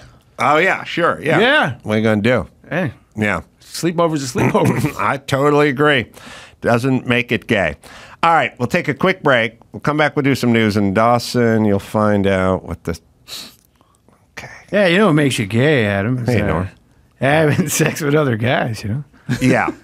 That's really the gay. Oh, look, we have an image here of a toilet paper 4 roll. inches 3 and a 2 inch, 4 4 and a half long, inch diameter. and 2. 2 inch. I'm getting 2 inch bonered up diameter. just watching this. Yeah. Wow, 2 inches. That's hot. that's pretty. That's decent size opening. All right, take a break. Come back to do the news right after this. It's time to check Adam's voicemail. Dude, I just learned that there's an actual college player named Mobility. No fucking way, man. Your shit's starting to come true, man. The guy's name is Mobility. Oh my God. You got to check it out. You can leave us a message at 888-634-1744. Yeah, we come up with those. The best is to me is Glendora Bevmo. That to me is the best one. But we're trying to come I up. saw one. It was his name was. I guess he's a cock. A-K-O-K. He must have been from a foreign land, right? Yeah, it's a repeat. Pomona. Oh, no, really? No, I don't know. a cock. That is strong. I wonder if he could have fit through that toilet paper roll. No way. No way. Oh, so if you know what I mean. He was a skilled. If you know what I mean. Oh, he was a ball handler. Okay, not a kid. I got you. All right, what do we got in the news? All right. Well, so Harvard president Claudine Gay announced just announced that she is stepping down. amid a firestorm of controversy at the university. A lot of it being with the whole the anti-Semitism thing in Congress. And also well, that's what got it started. And then also, and then there's all these new reports about her plagiarizing her papers. Yeah, she got Bill Cosby'd. Bill Cosby was flying under the radar for a long time. Plagiarism, rape. You got some connecting to do here. I will. Oh, I'll never sell you short. He was doing what he was doing for decades, right? A lot of quaaludes and roofies and raping, right? And like Weinstein or something, people just sort of looked the other way and nobody said anything. It was like America's dad. And then he started basically saying, "Hey, black kids, pull your pants up and speak English." And he did that for a little while. And Hannibal Buress, the comedian, got pissed at him, which, by the way, I agree with the cause on this. Pull your fucking pants up and speak English. You'll be gainfully employed. Pull up your pants when you go on the job interviews. Right. I remember those campaigns, sure. And the story goes that Hannibal, the comedian, did not like him bashing on the black community, so he started bringing up the roofie stuff, and then we took off and ran with that, and now he's where he is.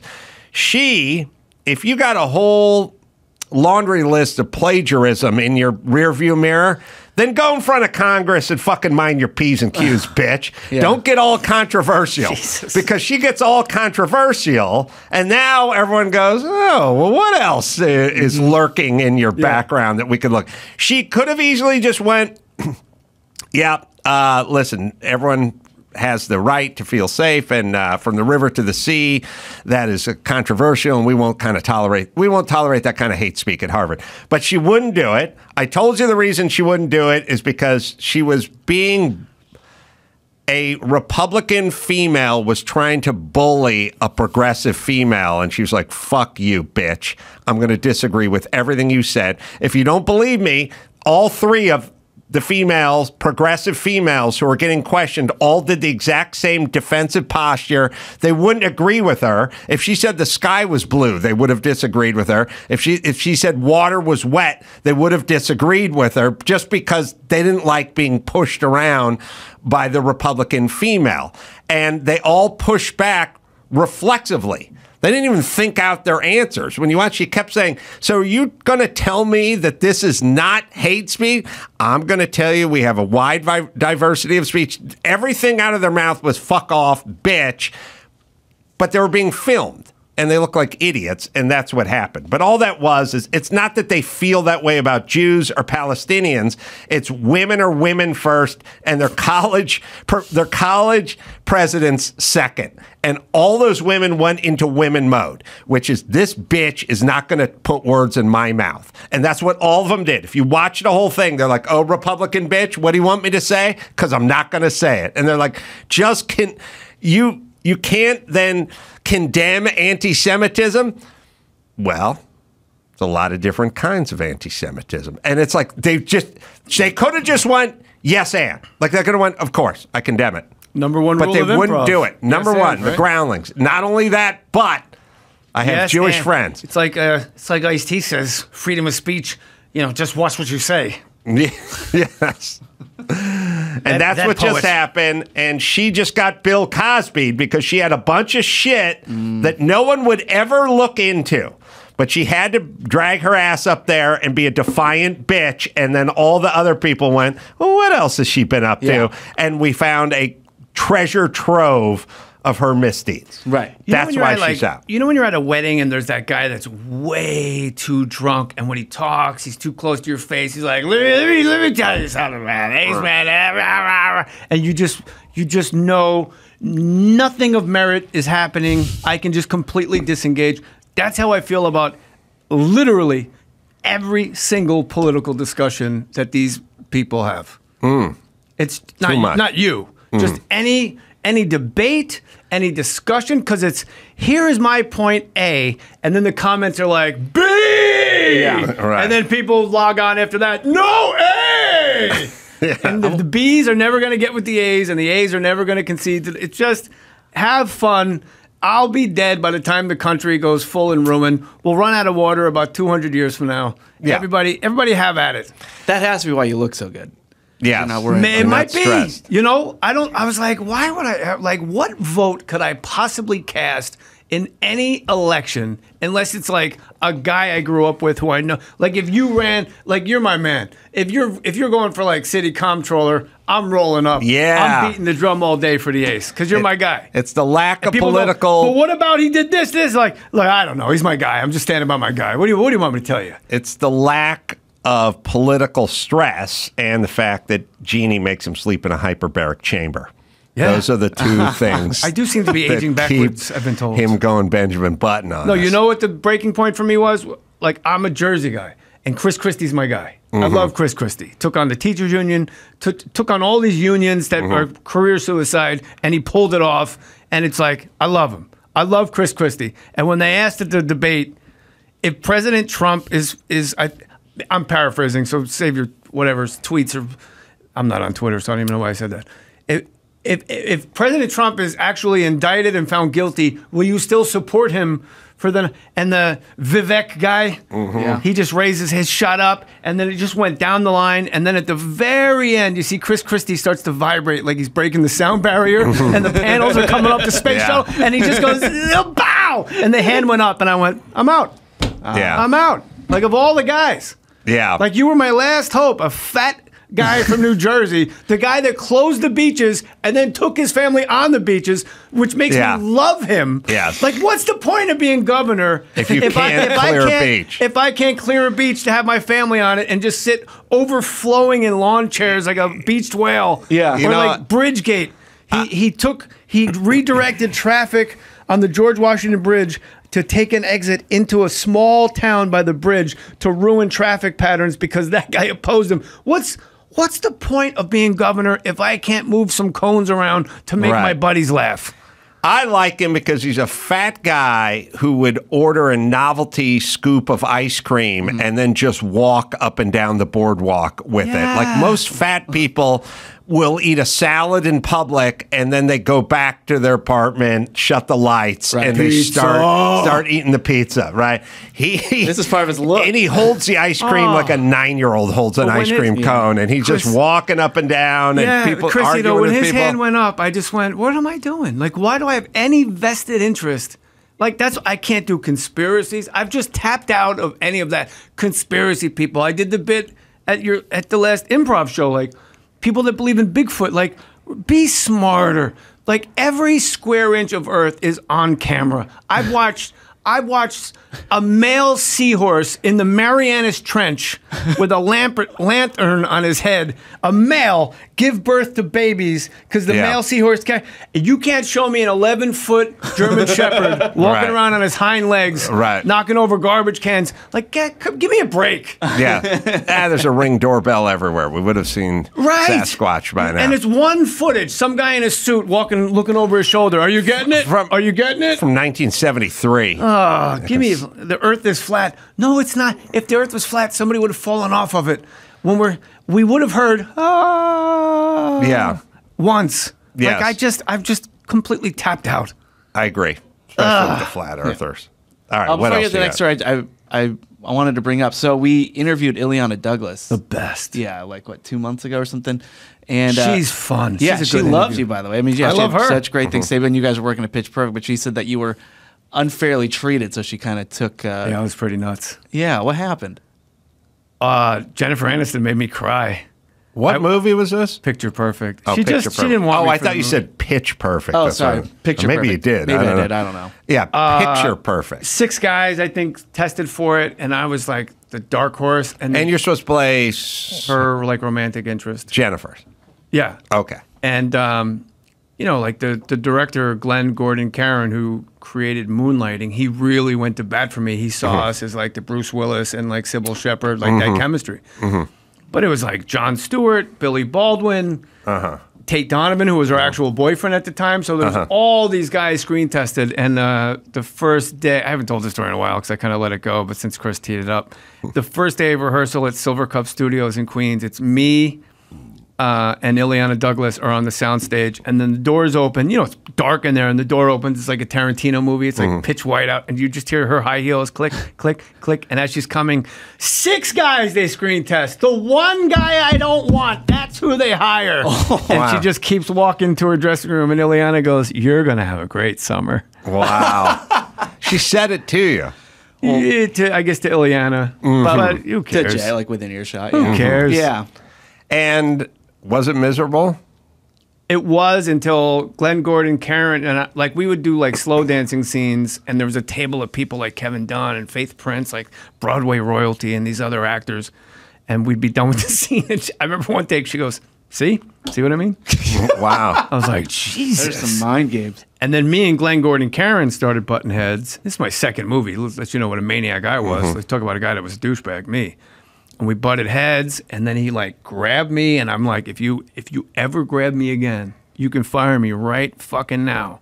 I'm gonna something to the effect like I'm gonna knock you out. And he goes, he's like a big guy, and I think he was like a diabetic. He always had like the white like cakey Crust in and the you know corner of like the mouth. people always look thirsty in the corner. And he's like, "Come here," and we went in the bathroom of I think it was the Essex House Hotel.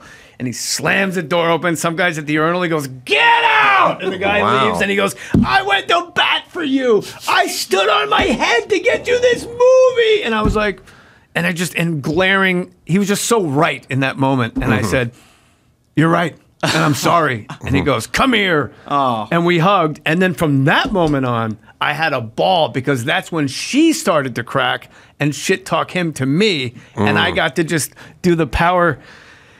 No, I think he's great. Wow. Like if she caught me 4 hours earlier, I would have been like, "I know, right?" Right. Yeah. Wow. But I was like, "No, I think he's a great director. It's fun." How'd the movie come out? So I like it. It's a good movie. What do we think That's it is at rom-com. Rotten Tomatoes score? I'm gonna guess 68. 68 with the critics. And I'll owe you one. What about the people? What do I know from Rotten Tomatoes? Who cares? That's Oh, I right. saw Willy Wonka on New Year's Eve. I saw it too. Best movie I saw in the last 2 years. Really? Yeah, it's good. I was beaming for 2 hours.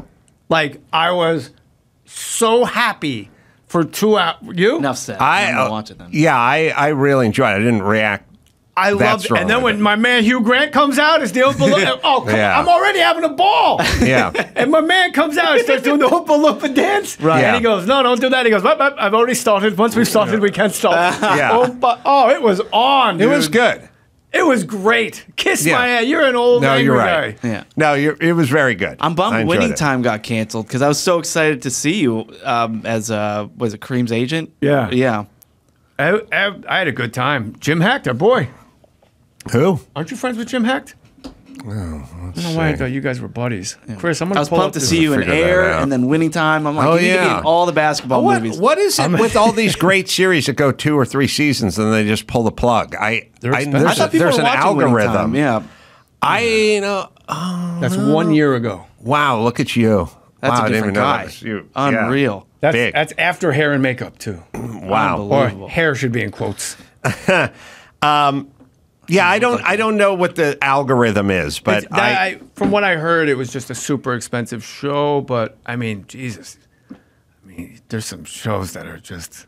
it was so good. Like the Euphorias. And what was that one The Weeknd did that was like so bad? It wasn't even bad The where it was Weeknd, good. It yeah. was so bad, like, I can't... This is hurting my feelings. Yeah, Right. he did his weird debaucherous Johnny Depp's show. daughter. Yeah, like they were in a band It's my or daughter. something. She's on the show, yeah. Oh, that was Eddie Vedder. I thought it was... All right. What do we have?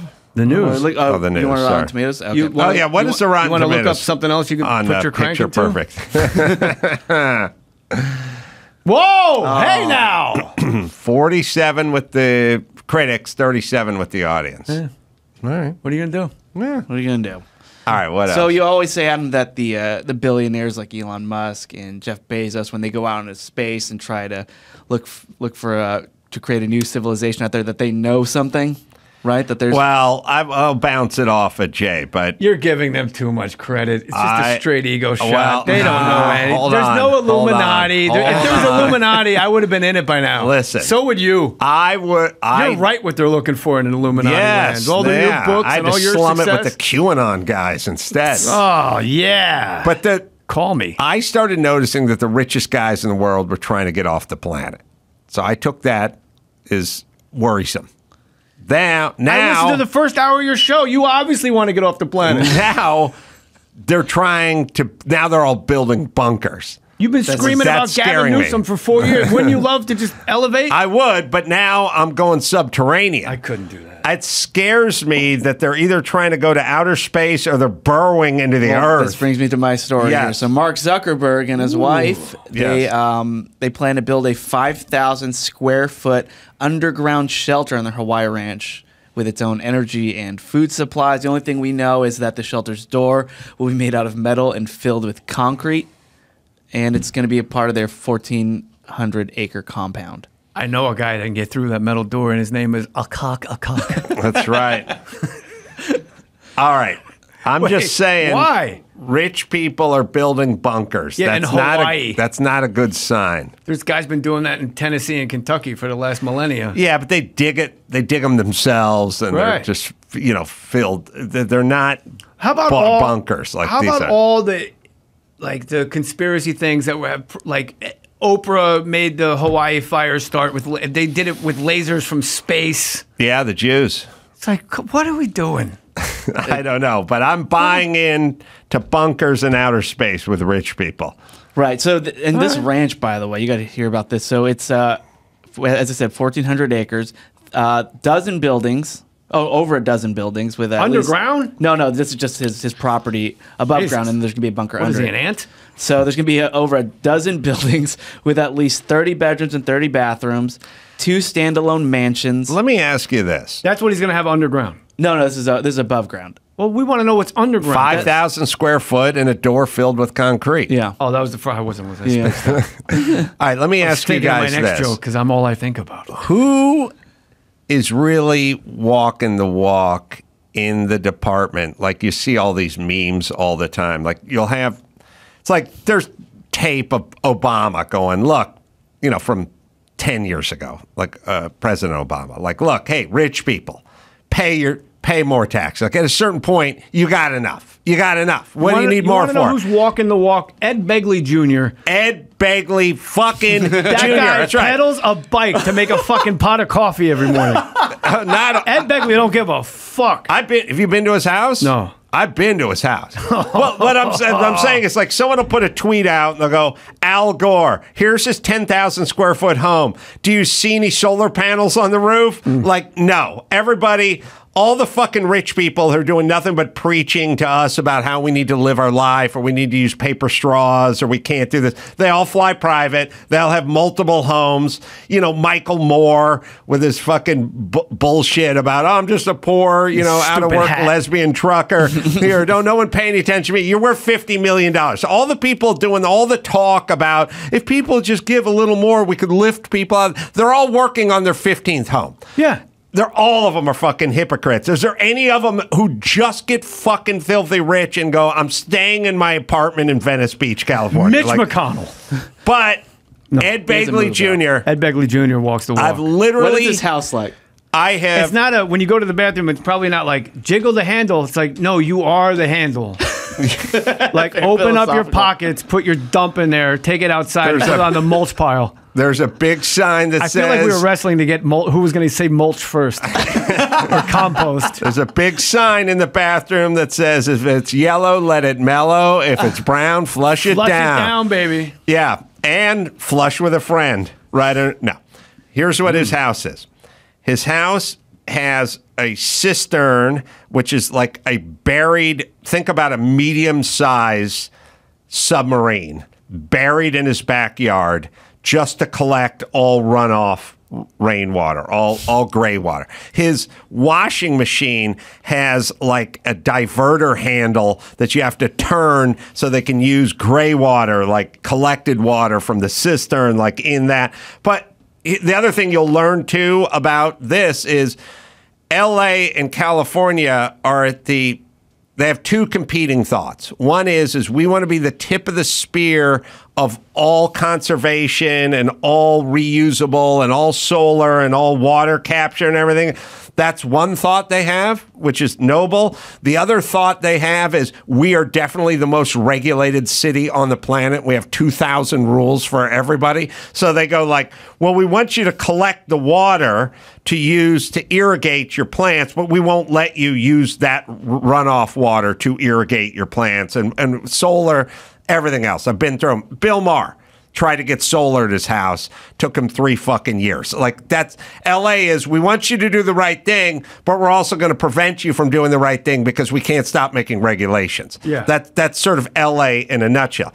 His house, first off, very well put. When Ed Begley Jr., when you invite him to do this podcast, and he lives in Studio City, which is not around the corner, he shows up on his bicycle. I mean, he rides the same bike he used to make that Patasanka. Tucked into the sock. Yeah. He shows up on his bicycle. Mother. He shows up on his bicycle. His home has the collection of the water and the irrigation and the storage tanks and the triple glazed windows with the argon gas and the R30 insulation, blown cellulose into every bay. I used to be a builder, so I understand. No, me and Chris He's got it all. His wife is not down. By the way, his wife does the same shit every woman you've ever known has done, which is like they'll turn the curling iron on in the bedroom and the bathroom and then go shopping or something. And then you go, the curling iron's heating up. They go, I know, I'm preheating it. You go like, it's been an hour and 20 minutes. What are you doing? They go, just leave it alone. She does it, she'll do the move where she turns the shower on, puts it on hot to get it warm, and then goes and makes a phone call, and he goes nuts because, like, why are you in this fucking shower? Like, she is not down. I mean, she's like the president of Harvard. She's a woman first and the president of Harvard second. But it works. She's a woman first and Ed Begley Jr.'s wife second. You know what I mean? Like, she doesn't want to do all the crazy collections of water. I couldn't live like that. He's a delight. You couldn't? He's I the could. Best. He played he played Paula Marshall's new boyfriend on my sitcom Gary Unmarried. Oh, right. Yeah. You couldn't live with Ed Begley? Because I could. You could do all that stuff? Absolutely. Bro, I leave my shower on. It just, when I go in there, it's like a steam room. I hate when I go in when it's not running and just turn it on and it hits me cold. I do that when I work out, but are you like a conservation guy now? I hate waste. I'm not a conservation guy. I just got back from New York. Guess who brought a doggy bag? Chinese food. Oh. On the plane? Oh, yeah. Yeah, I can see that. In my backpack. Oh, I've seen I don't like wasting food. I brought Indian food from New York, too. Jesus. How many bags did you have? I had to check the Indian. No. The dog sniffed it out. So what's the answer to that question? Is there any politician that really walks the walk? Just rich. Oprah, the Obamas, Jay-Z and Beyonce or whatever, they're always talking about giving back. They live in a $200 million house. But they still in give Malibu. back. Like, they still cut $1 million checks. I'm fine. But like when Obama's like, well, at some point you have enough money. Yeah, he's got 4 houses. They're all worth $10 million. Like, give it back or tithe it or something.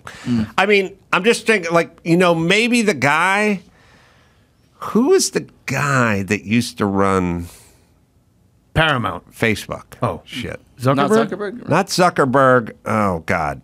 Who's the guy who dropped out, who was the crazy life hack tech guru Sean, with the nose earring? Not Sean. Shit. Let's see. Jane Child. There's Facebook, there's MySpace, Twitter, and then MySpace. Jack Dorsey. Yeah. Jack Dorsey may be in the rainforest right now, like blowing a bong load or something. Like Teddy Roosevelt was about it, but he's been dead for 100 years. Jack Dorsey may be that guy. I don't know. But everyone else just goes, fuck it, we're getting a compound. Yeah. Right? And but by the way, I would do it too. I'm not judging. I just don't preach. Well, I don't preach about right? carbon capture and then fly private. I'm just happy to fly private. Yeah. My man. You're in Malibu too, right? Yeah. So Malibu, it's like when I lived there, I learned everybody in Malibu, it's like oh, you can't build here. The land's precious. And then you get a house in Malibu and you're like, kiss my fucking ass. I need a pool. Right? But anybody else that wants to bring in like a steamroller, it's like, whoa, hey. Right. You can't. So it's, yeah. But you nailed it. Like California, but you know why California's like that is about like all the rules regulated all to the wazoo is because it was such a late settlement. I'm boring myself. That, you know, the Rockefellers in New York and the Dailies in Chicago, or, you know, it's like we can't have it be like that with all the power with one entity. So they just started branching out and having it subcommittee, but they just never stopped. They never stopped. Like Jeanie, if you want like a concert at crypto, like there's a whole thing with like the crypto. You got to go into the Hollywood Bowl. You got to go against the sports arena, the Coliseum, the Rose Bowl, this place, that place, and then there's like the Heisman committee comes in, and so you can't even get a Bruno Mars concert in without having 2 weeks of round and round. It's right. I tell you, it's crazy. I could imagine what she's got to go through to get Bruno in there, or the aforementioned Weeknd. The Weeknd. Yeah. Oh, man. We wanted to see The Weeknd, but we didn't have tickets. So we decided to go online and try to buy them. That is the voice, right? That's totally it. And I'd watch that any day. So you know, it's funny. When I started that, Chris just looked at me like, what? Oh, he's doing that bit again. He's gripping. I don't know. I'm just mesmerized, if anything. All right. A funny note to go out on. I should say that one of our sponsors for our Christmas party, I should say, Completely Pickled. .com, and you can go there for great pickles, man. I fucking love pickles. Pickled onions too, pineapple, pickled everything. Spicy dill. It's good and it's keto strong once you're a pickle, too. You can never go back to being a cucumber. No sugar, no preservatives. Yeah, you can go use the code Carolla10 in all caps and get 10% off. But a good company, a great What was in the middle? Pineapples? How do you pickle pineapples? We have some in the fridge. It works. Pineapples are already kind of pickled, no? It's great. Wow, that looks good. jmohr.com is where you go, and the special, J Mohr Altamont, is where you go if you want to see a great stand-up special. I'm going to be in Phoenix, Arizona this Friday and Saturday night at Copper Blues, and one of those shows is sold out, but I can't remember which one. But there's some tickets for the other shows. That'll be this Friday, Saturday, and then Solana Beach, Belly Up, doing a live show there. It's a fun club. That place like a music club. That'll be Sunday, 2 shows there with Fitzdog and Jody Miller. You just go to AdamCarolla.com for all the live shows. Until next time, it's Adam Carolla for Jay Mohr and Chris Maxipata saying mahalo.